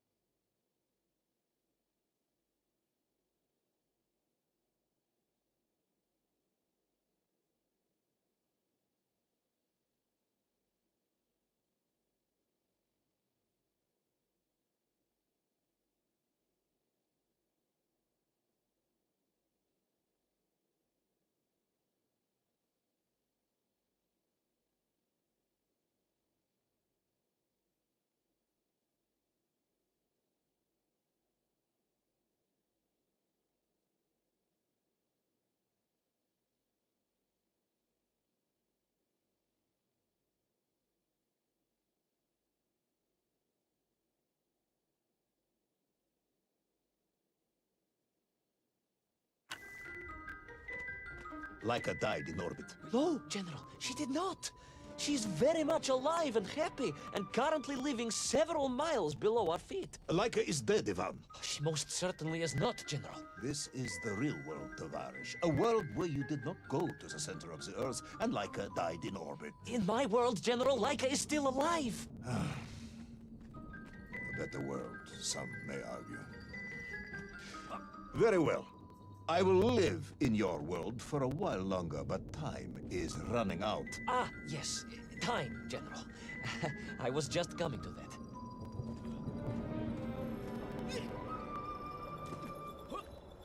There in the distance it stood, enveloped in a mighty time storm. The world clock, General. The beating heart of all history. The axis mundi, the pillar of the world. Not enough to conquer Russia by drilling back to the surface with his magical mind-controlling atomic radio set, then. No, General. You see, what if he could fuse little Orpheus directly with the world clock? Then his message would radiate with every tick and every talk. He would not simply be the Tsar. He would be the Tsar of all time, the eternal tyrant, the literal incarnation of everything our glorious revolution stood to overthrow.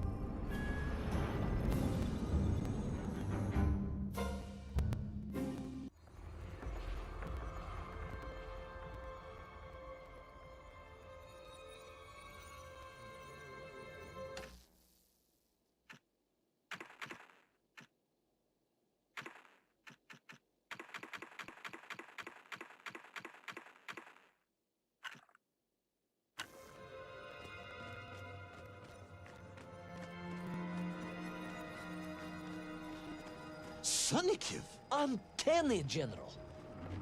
But it was somehow different. I felt no cold. The waves were motionless. Indeed, it was as if I had stepped free of those rivers of time and stood on entirely motionless ground. And there in the distance, What? debris from Tsarya and tall slave mines had washed up here, almost as if I were meant to find it. And there, amongst it, the winking of steel led me to a blasting cap, and a plan began to form.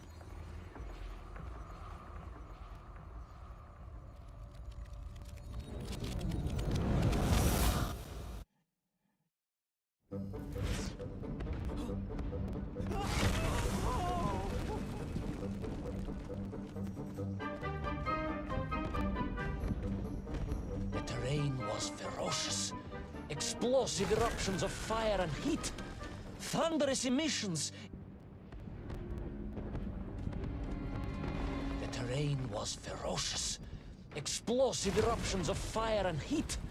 Thunderous emissions and lethal gases. Much like your cousin Pavel, perhaps, as a result of consuming all of those stolen eggs. Aha! General, you have been listening after all!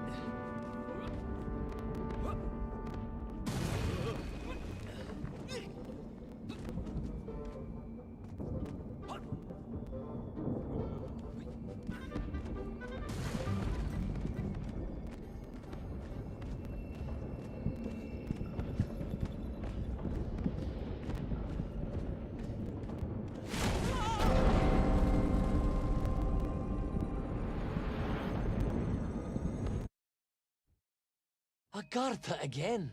But why? You are stalling, comrade. The clock is ticking. Tick-tock, tick-tock! Of course! In a flash of inspiration, I understood. It was all wrong, you see, General. That we can agree on. We should never have gone to the center, because without little Orpheus, Toll could not have become the tyrant he had. The rocket drill was his means to reach the world clock, but it was little Orpheus that enabled him. And the time itself, the world clock itself, was determined to make matters right. With a little help from you, of course. Merely a simple pawn in a game played upon a cosmic scale, General. But a pawn who understood that he was being given a second chance to grab a chunk of the explosive resin that wondrous city was built upon.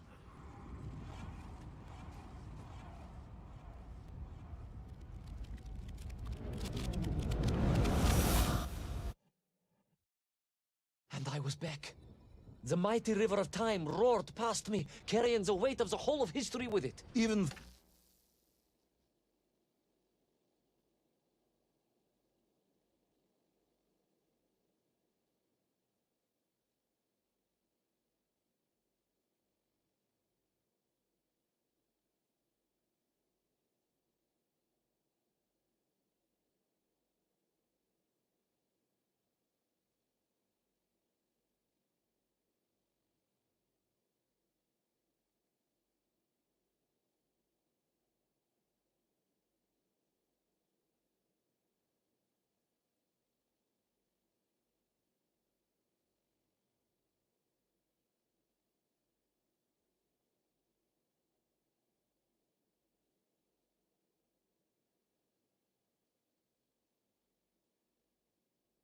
For you, this is a stretch.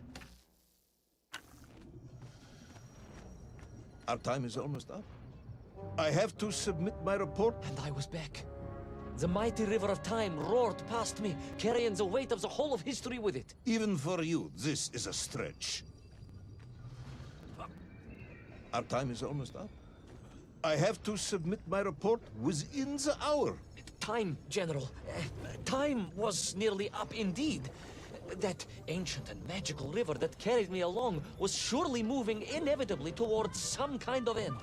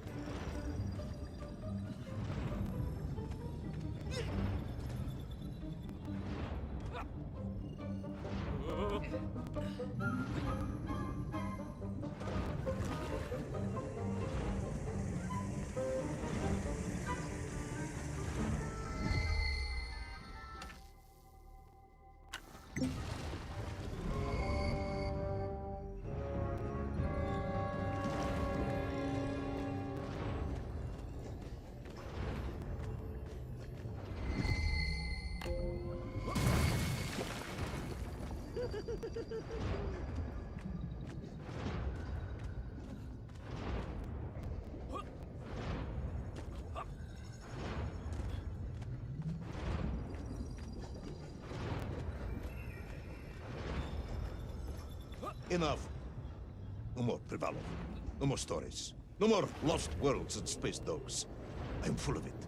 It is nearly midnight, and you have not given me the adequate explanation for the whereabouts of little Orpheus and the atomic bomb. But, General, I am about to tell you what happened when I finally caught up with the villain Toll. I do not care, Tavarish. I simply do not care. You have worn me down, and it is time to call a halt to this. I bear you no malice, comrade. In many ways, I admire you, but time is running out. Yes, General, yes. Time. Time. Because it was time itself that suddenly appeared to be on my side.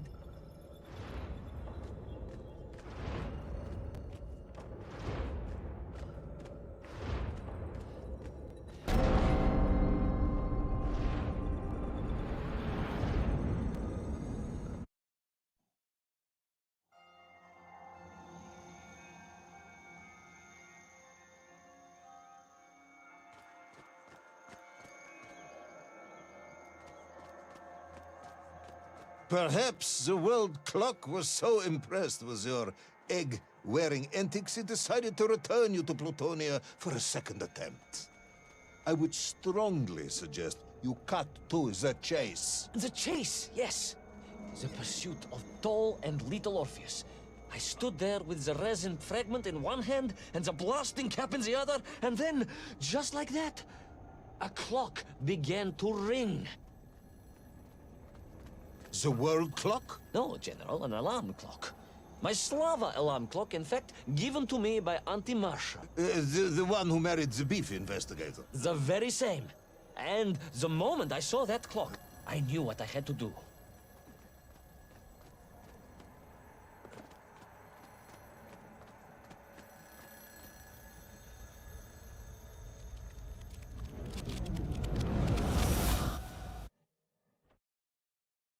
Yes, I'm waiting. A bomb, General. A bomb to destroy a bomb.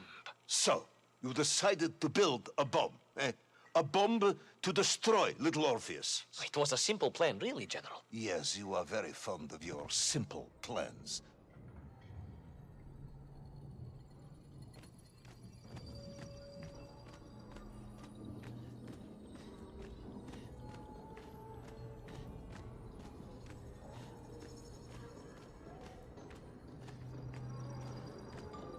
It was the last time I was to see those poor enslaved men on my journey. As they scurried in agitation around the base of the rocket drill, now a dreadful weapon of war in the hands of a madman, I was reminded of my mother. Your mother looked like a nymph? That is extremely disrespectful, comrade. No,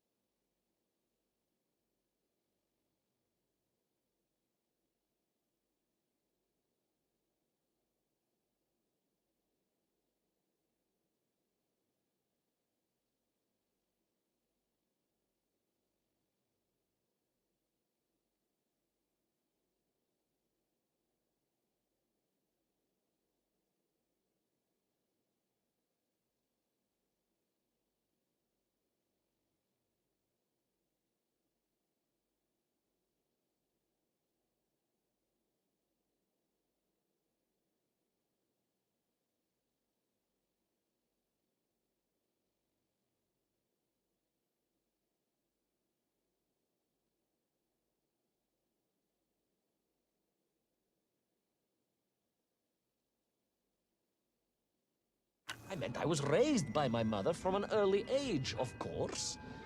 My childhood memories of my father were all too brief. You are rambling, Comrade Privalov. Time is running out. Dieni Rezinovi.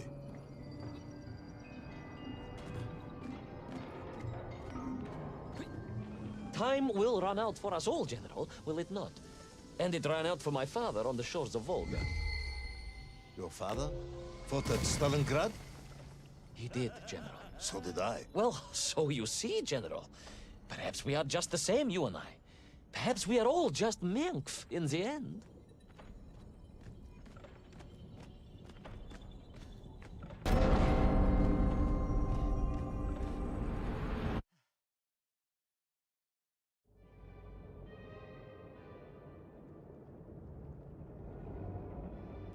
What possible use in the construction of a bomb could be found in the belly of a giant whale? Were you perhaps planning on using a worm as a fuse? That would be ridiculous, General. I would hate to undermine your otherwise entirely plausible account. You forget, General. The belly of the beast was full of shipwrecks. And on one of them, I was bound to find what I was looking for. Fuse wire. Comrade, yes, you'd forgotten all about the fuse until I reminded you, hadn't you? General, your cynicism is unbecoming to a man of your rank and stature.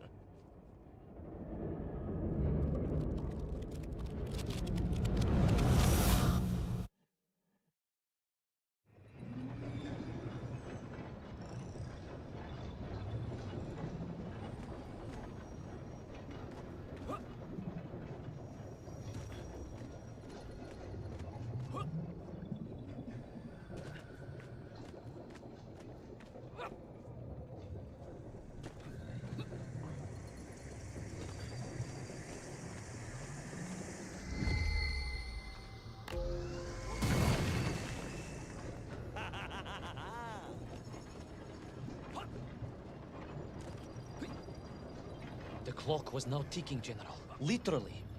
I was surrounded by time, immersed in it, floating along a river of it on a raft made of history, seeking the next moment of opportunity to hurtle backwards amongst those lost worlds. I am a patient man, Tavarish. I lost 3 toes in the winter outside Sharkovskaya in 42.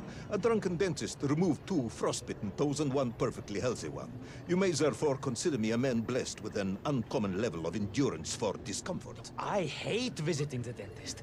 My uncle Vanya was a dentist, and he was a deeply strange man, notwithstanding the love he felt for his pigs. Is what? He was a pig dentist, General. He always claimed that the human mouth presented an insufficient challenge. Let me challenge you, comrade. You will tell me what happened to little Orpheus. My patience is exhausted. I am done. But we are nearly there, General.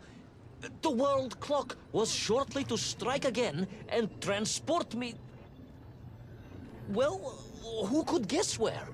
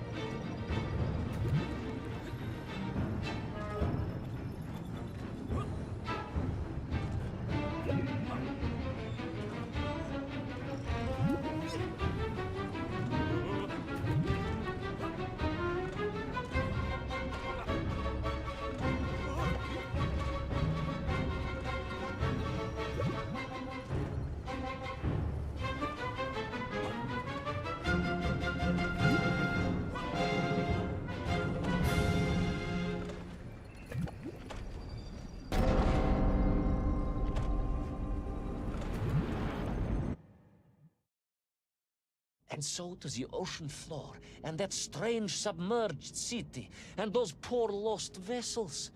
To find a shell case to hold all of my scavenged ingredients, the last piece I needed to construct my bomb. Ah, yes, I have been waiting for this. General? Time, Ivan Ivanovich.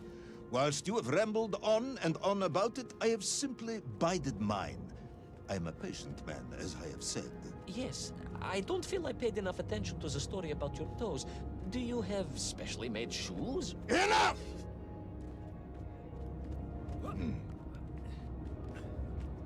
Now I have your full attention. Indulge me, Tavarish. Explain to me how you made this bomb. General? Your bomb, comrade, that you so brilliantly constructed to destroy little Orpheus.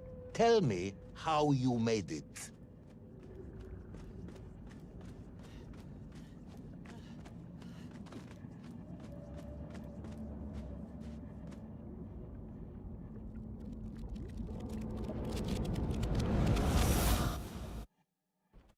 Well, In detail. The type of detail that should present no problem to a man who is actually capable of building a bomb, which I suspect would be an entirely different man to one who cheated on his entrance exams for the cosmonaut program.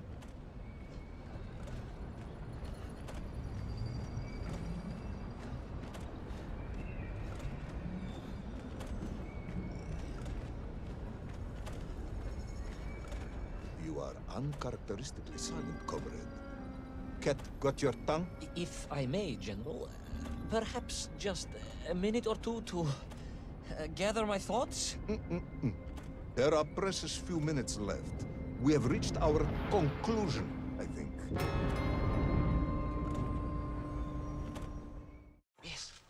Yes, we have, General. I gazed up at the world clock and knew I had arrived at my destination. Whatever lay inside would see my journey end one way or another. But I had no idea of the marvels that awaited me. And The bomb, Ivan Ivanovich! Tell me how you built the bomb! it was a wonderful sight. The world... It is 2 minutes to midnight, Ivan. It is time to end this story.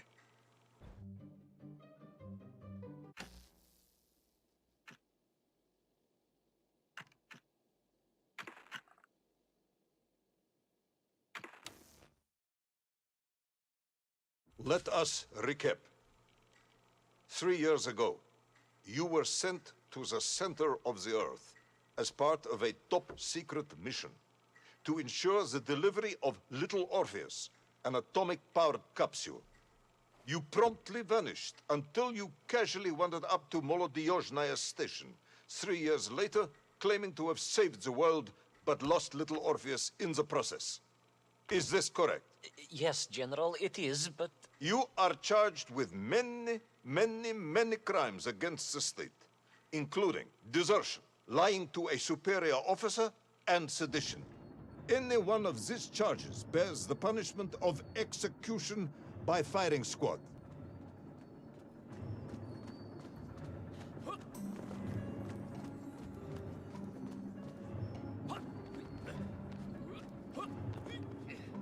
General, you must be reasonable. I did my best.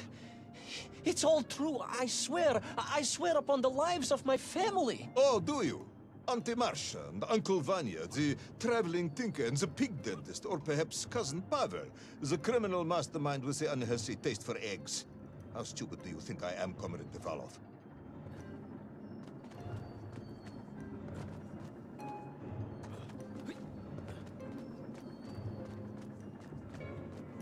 Sudayu, it is all true. Maybe your toy maker, or was it watchmaker, Faza, who apparently taught you all he knew, despite being killed when you were less than 5 years old. I was a fast learner?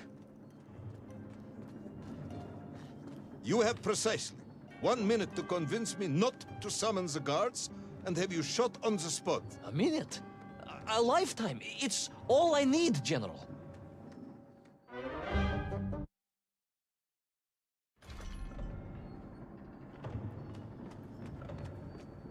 I was astounded.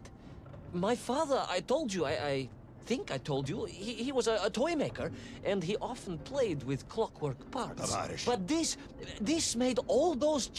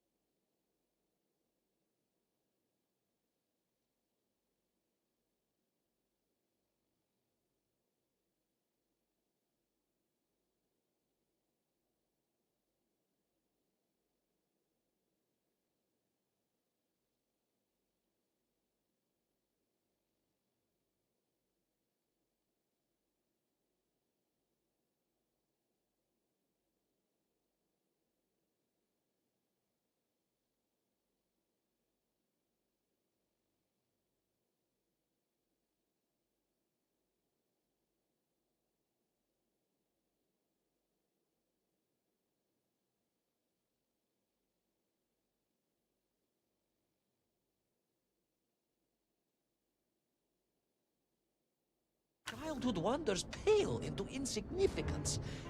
And it was fortunate indeed that my uncle... Vanya, the pig dentist? No, my other uncle, Sasha, had taken me mountaineering in the Urals during my childhood, for it was only by scaling these giant mechanical parts that I would reach Little Orpheus. Yes, I had been thinking that it seems awfully convenient that you were such an accomplished climber. I don't, however, recall any mention of this Uncle Sasha in your file. He was a very private He was man. a very unlikely man. That was Uncle Sasha's blessing and his curse.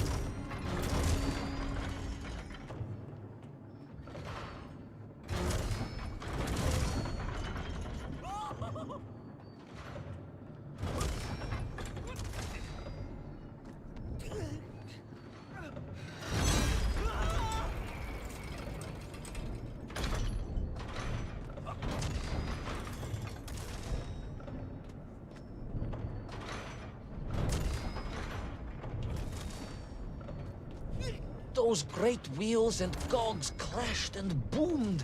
The vast hands of all time crunching forever and ever around. Ivan Ivanovich. Pendulums and springs and great big wheels and tiny little wheels. Tavarish Privalov, stop. Though at least the Myenf were not here, especially as they seemed to infest the world below the surface. Myenf. Myenf everywhere. Myenf, Myenf, Myenf. Many Myenf. Myenf aplenty. Myenf. You are a bambling comrade. Enough.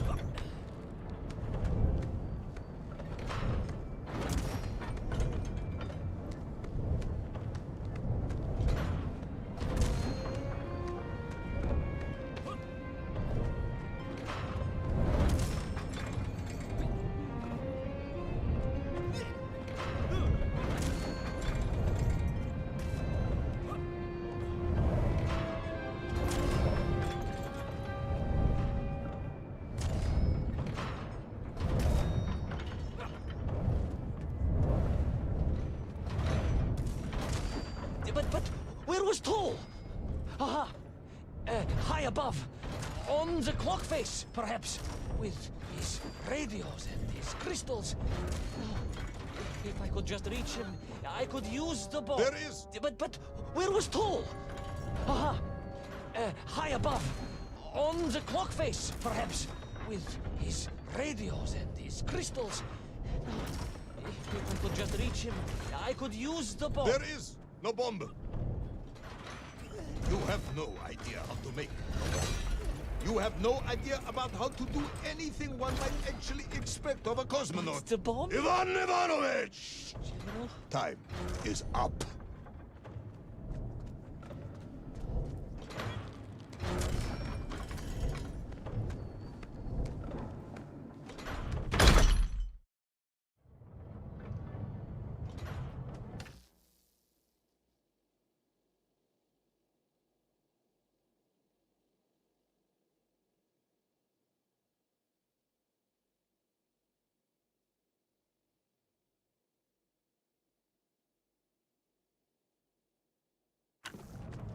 Stop talking, Tavarish. You don't know what happens next. It is obvious. You've done very well. I applaud you for your efforts and your story. It is a wonderful tale, Comrade Privalov. I have enjoyed it immensely. But every story needs an ending. And it is clear yours does not have one. I just need more time. I think that even if I gave you all the time in the world, it would not be enough. No, General. I can do this. That is, I remember what happens next. I just need to catch my breath and compose myself. We both know how this story ends, comrade. But little Orpheus, you haven't heard what happened. We will find out soon enough. You will be executed, and another expedition will be sent. No, you cannot. You cannot. We must never go back. You don't understand. Make me, then. Make me understand. I am a kind man, although you may not believe this. I do not want to have you shot. So help me. Make me understand. Tell me what happened to little Orpheus.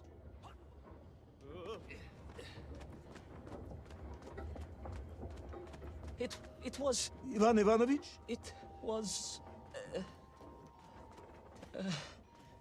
it was... No. I'm sorry, General.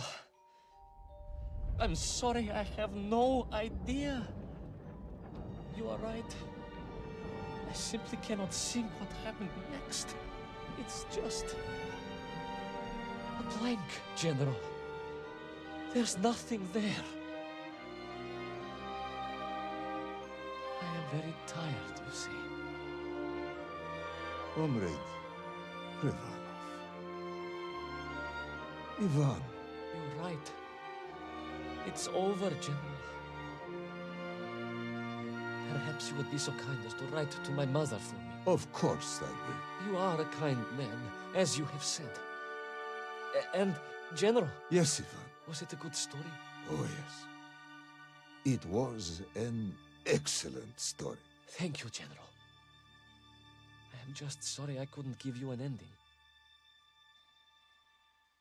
Unless... General? Quiet, Tovarish. I am thinking. Unless... I seem to remember that there were many problems with little Orpheus during production. General? Problems with the casing around the atomic battery. Concerns. Concerns, General?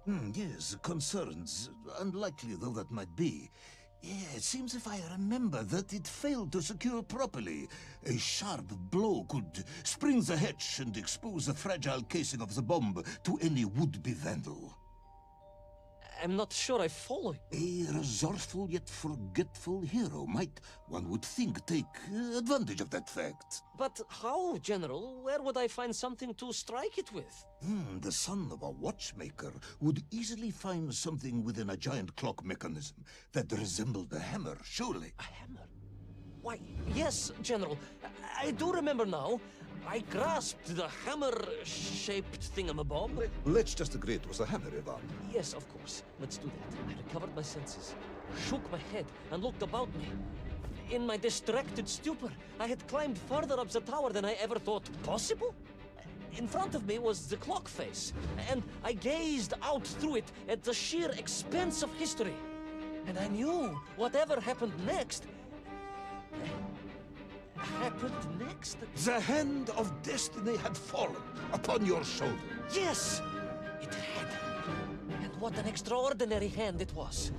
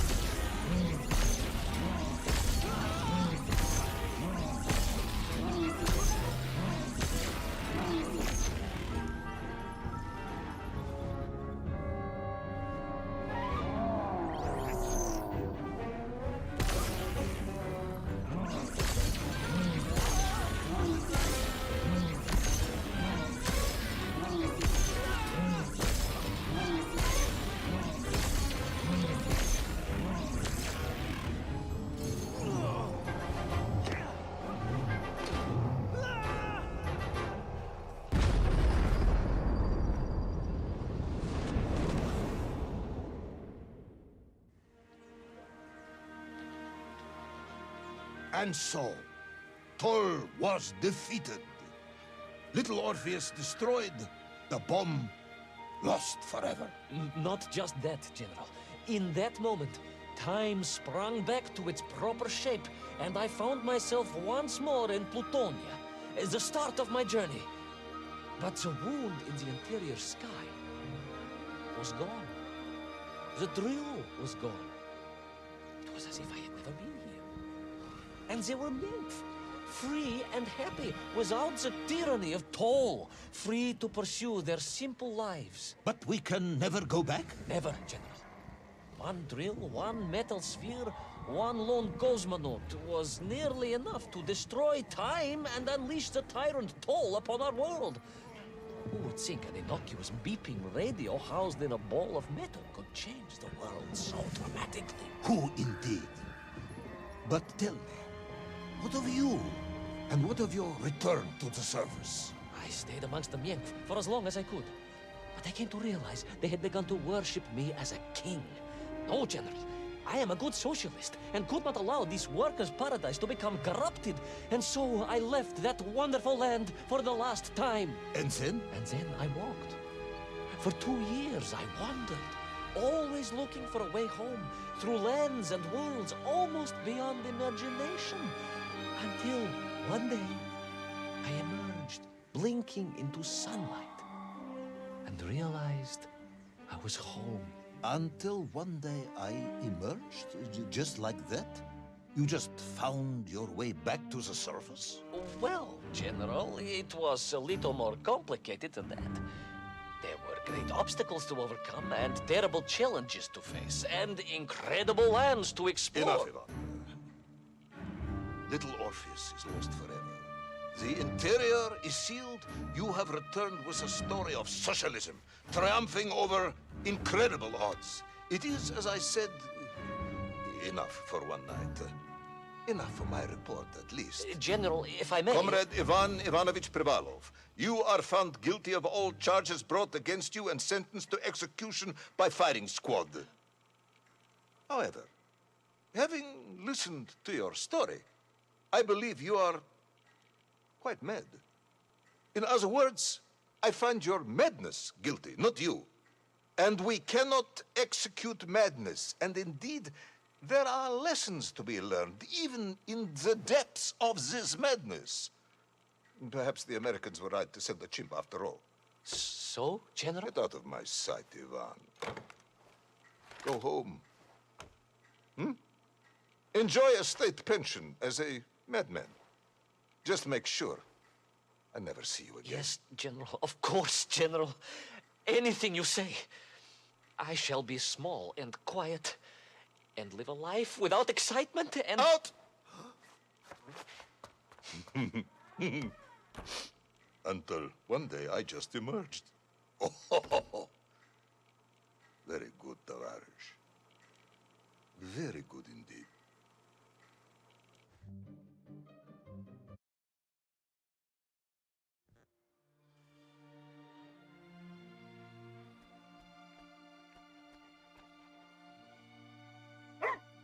Laika.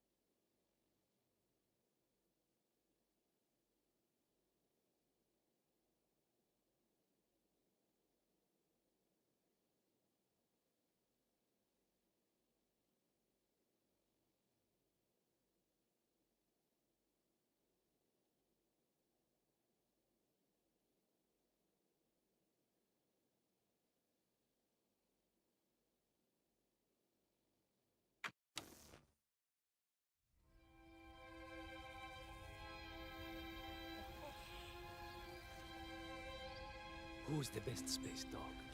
Oh, где моя хорошенькая моя, ты просто космическая.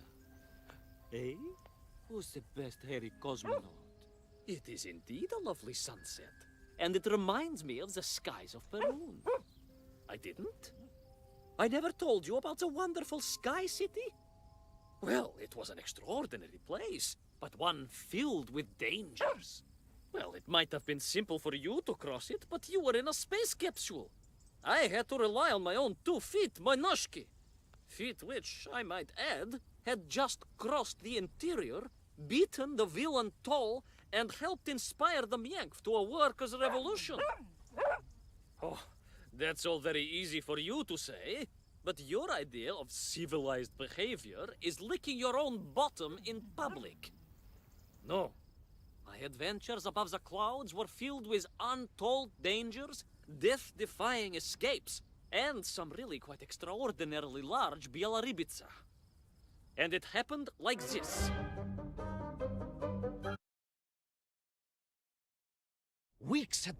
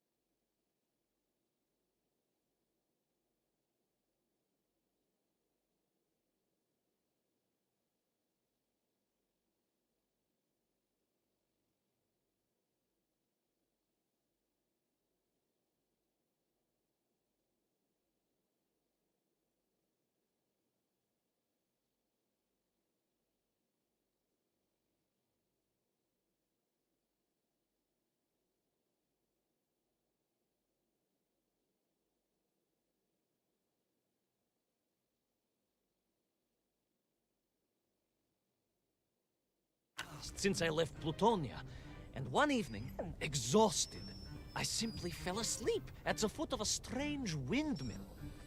And when I awoke, well, that thought didn't cross my mind. I was exhausted after all. This is besides the point, my nosy canine friend. What matters is this. When I awoke, the windmill and the ground around it had been carried high into the air. What magic was this? Что за магия? As unlikely, perhaps, as a suitcase-sized dog orbiting the center of the Earth for many years. Quite.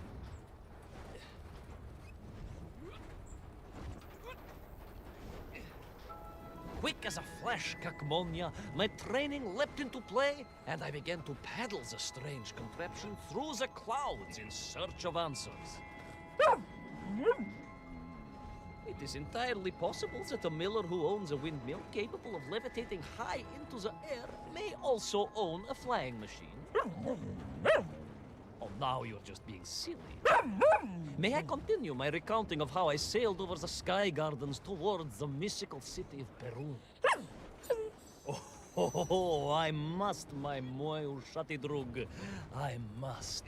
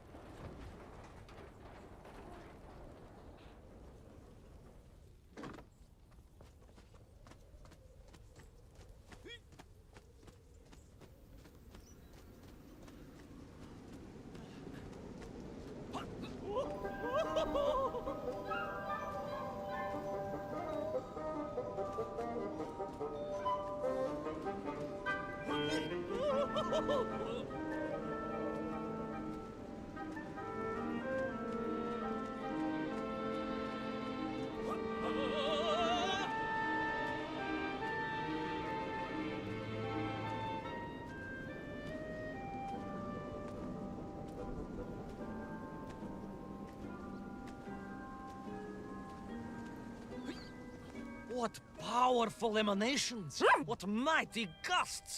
What an epic schwall! They reminded me of Cousin Pavel, yes! But whereas his rearward zephyrs could curdle milk and tarnish the teaspoons, these magical wafts only serve to carry me aloft and onwards.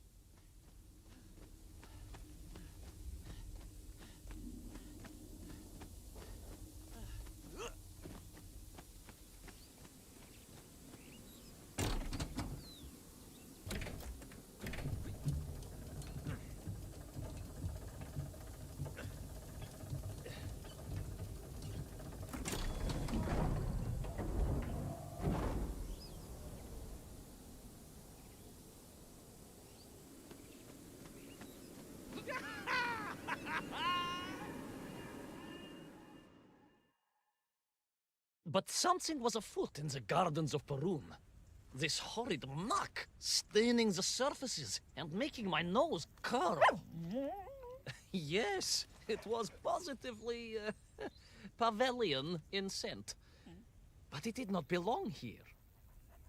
I think I once told you of Auntie Masha's passionate encounter in a cable car with the manganese entrepreneur from Chiatura. Now, Auntie Masha told me that there was a disagreeable stain and smell all around those factories and smelting works. Our industry is not without its dangers. Could it be that the once bucolic gardens of Perun were being corrupted by unchecked pollution? After all, science is a double-edged sword, my bristly confidant. Consider Zemikov. Of course. I apologize. Прошу прощения. Two-headed dogs is perhaps a rather insensitive analogy, but not without justification in this instance. I have seen the blemished lands around Norilsk, but I could not believe that I would find such pollution here. But this was nothing to the true horror of what was shortly to unfold.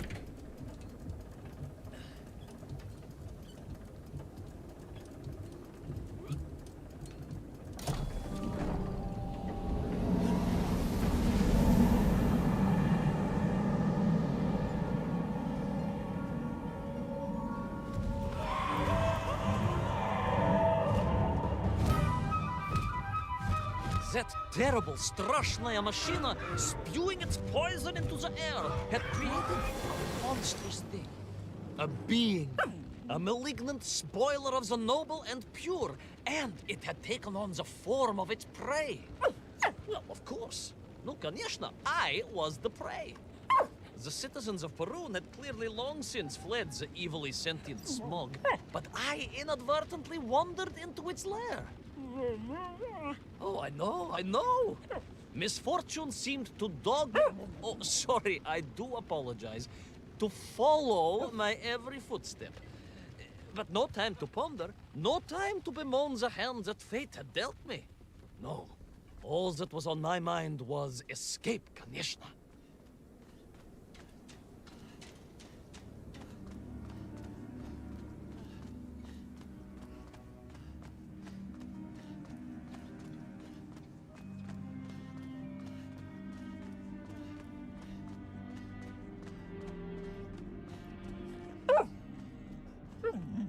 Yes, it was most interesting.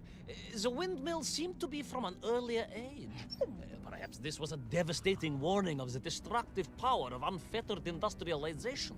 I most certainly had not forgotten about the windmills. I did not get carried away. You are missing the point. Perhaps because you are only a small dog. Oh, a brilliant, brave, spacefaring dog, of course, but a small Sabashka nonetheless. If you perhaps listened more and interrupted less, I am just getting to the explanation of the windmills.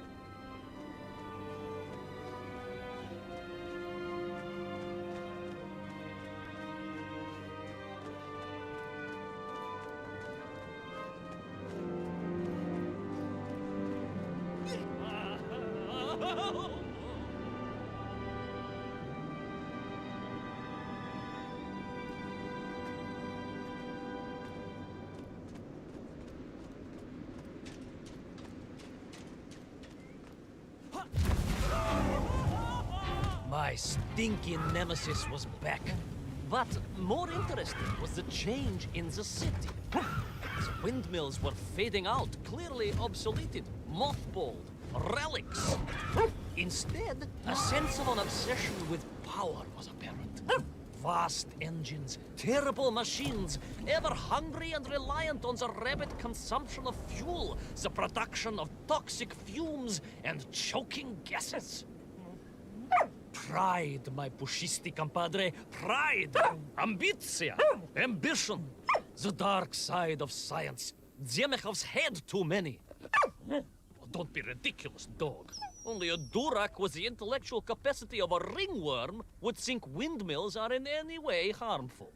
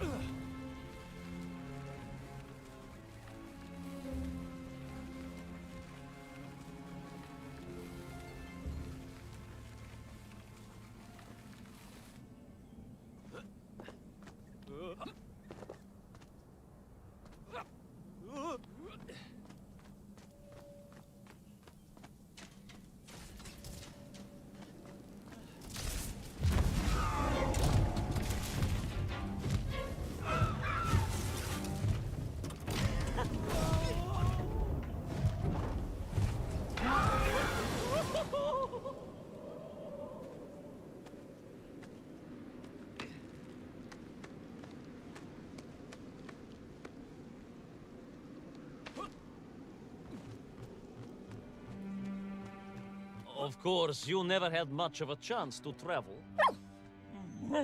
Sarcasm doesn't suit you. You don't have the tail for it.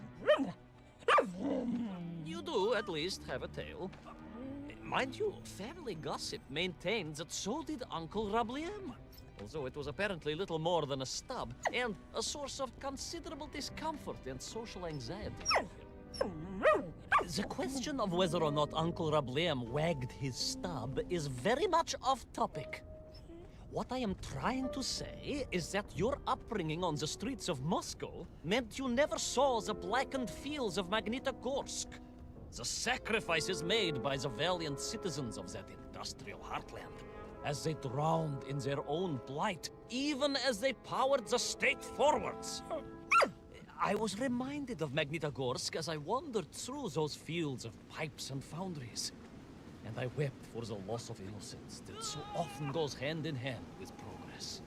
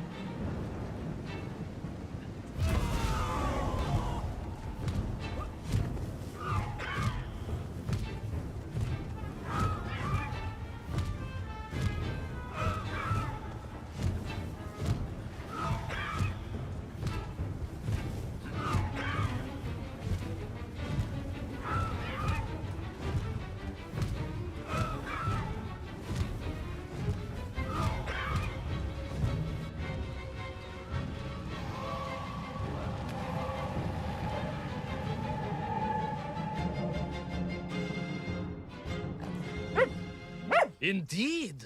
I just evaded the slimy, oily grasp of that man-made Vadzinoi, his petroleum stink clogging my nostrils and making my head thump. And I felt a great stirring within me. Yes, much like I assume Cousin Pavel. May he never get loose again. But no, quite different. This was no volcanic upbubbling of gastric malintent. No, it was the roaring fires of justice once more ignited within me. I felt a swell of patriotic fervor and knew the hand of destiny had fallen on me once more. Yes, what a hand it was! I could not see this great wonder sink into an abyss of poison and bile. The Perunians may have been forced to abandon their city, but I had saved the world once before, and was ready to answer the call again.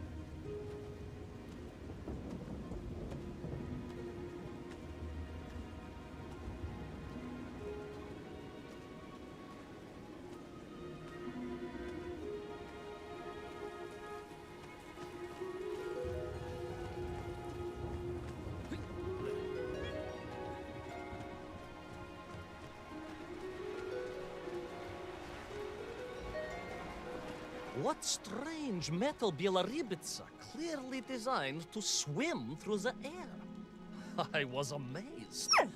And there was more. Beneath the fins, I spotted the apertures of hoses, and was reminded of the time Auntie Agrafina devised a contraption to water all of her copious algae beds simultaneously with one flush of the toilet, by a system of pipes and valves that ran throughout her house.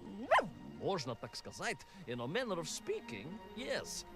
Her algae were most irrigated, although her neighbor Victor was washing his trousers in the sink at the time, and was bruised quite severely about the face and body. But these were no ordinary flying metal fish. They were designed to expel air, fresh air, and push back the polluted clouds.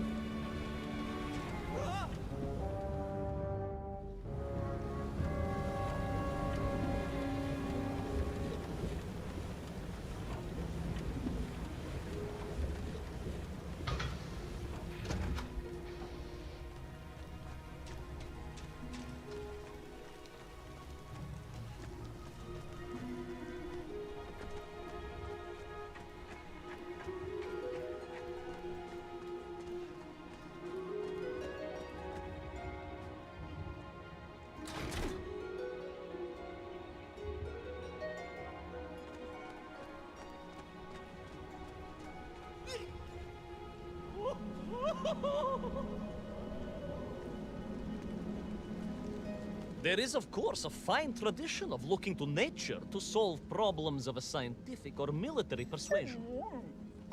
Yes, as you well know. My nephew, Sergei... Yes, the very same. Poor lad with his dermatological eruptions.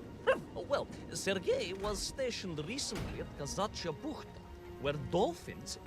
dolphins? Were being trained as brilliant aquatic agents of socialism. Why not then be inspired by marine life? Why, there is a fish, I have heard, that can shoot jets of water from beneath the surface to knock its prey off little tiny twigs and into its mouth. If you were to tell the average mushroom sheriff that a dog would orbit the Earth, I suspect you would receive a similarly sneering response. That is because you are a small, hairy hound of uncertain parentage. I, on the other hand, am a cosmonaut, the product of many months of training, and I realized the answer to pollution was here all along. The Peronians, tragically, had simply never had time to finish their fleet. If only I could find a working, flying fish. If only. If only. Yes, if only.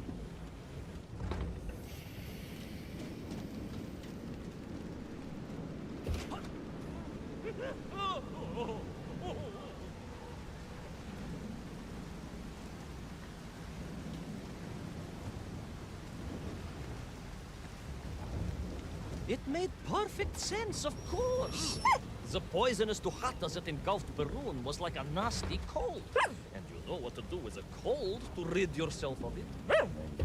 You may not get colds, but nor can you operate pea-shelling machinery. So, don't get ideas above your station. We humans, on the other hand, may produce up to 16 million perfectly unshelled peas in an average shift. But we are martyrs to our sinuses. But to clear them, aha! These are remedies we Russians have been perfecting over the long centuries of harsh winters. Onions. A quick snifter of onion oil will clear your head faster than a Pragviev can clear a hypothetical minefield. Yes, if I could find a functional fish, I would become that onion.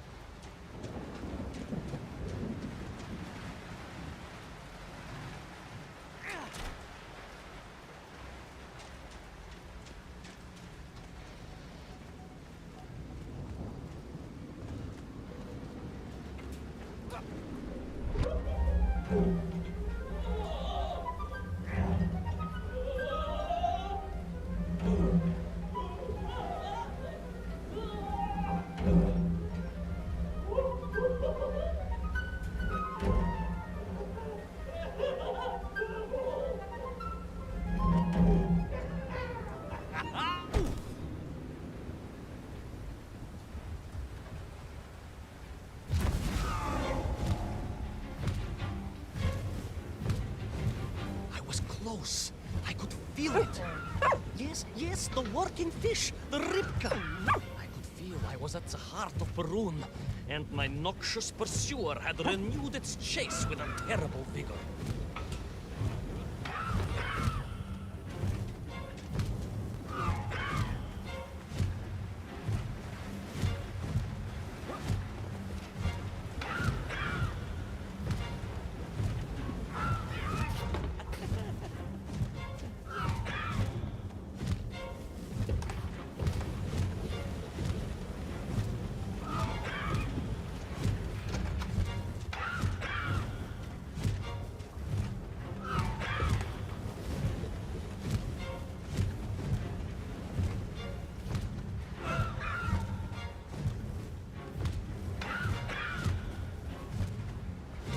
Not far now. I just had to keep going, keep pushing. It's almost as if you knew, Pavel. Uncanny. How about it?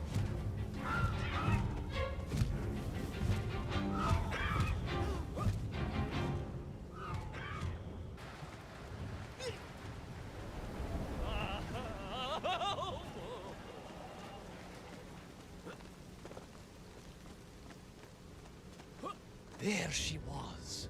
A beautiful sight. Her scales shimmering in the sunlight, her fins poised for action, her onion cannons primed for a great aerial conflict unseen in the annals of human endeavor.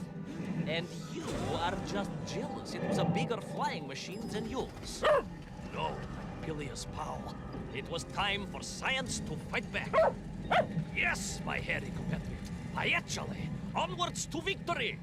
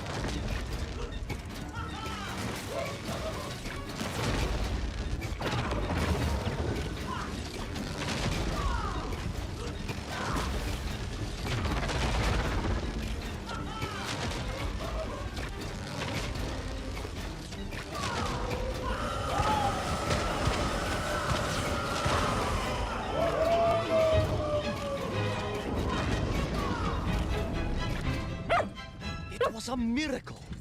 I found myself swooping through beautiful clear skies, the strange interior sunlight gleaming on the sides of my fishy vessel. I heard birds clear their little throats and begin their wondrous gvalt, the wind gently humming on the fins. And then, all of a sudden, under it all, well, you see, in my hurry, it didn't even occur to me to check how much fuel was carried in the strange craft. With a horrible splutter, the engines choked and died. And suddenly we were plummeting downwards towards our doom. I did not. A simple mistake that many have made. Why, my Aunt Agrafina met her untimely demise being late for a fungal sculpting seminar and making exactly the same error. Only, unfortunately, it left her stranded in sub-zero temperatures just outside Pravachitsinsk. She wasn't found until 18 years after her own funeral, but was perfectly preserved. Remarkable, really. It is beside the point, yes. So, there I was. My fabulous ship had become a terrible prison. I was hurtling to my almost certain death. My triumph turned to tragedy. But then... well, you know what happened next. Even so, moi magnati drug, that is a story for another time. A most extraordinary story, of course, filled with dangers and wonders, and canals, and invasions, and strange doorways to other worlds. But perhaps too long a story for now. Yes, indeed, my canine Tavarish. Time for soup. Auntie Agrafina's famous borscht. Coming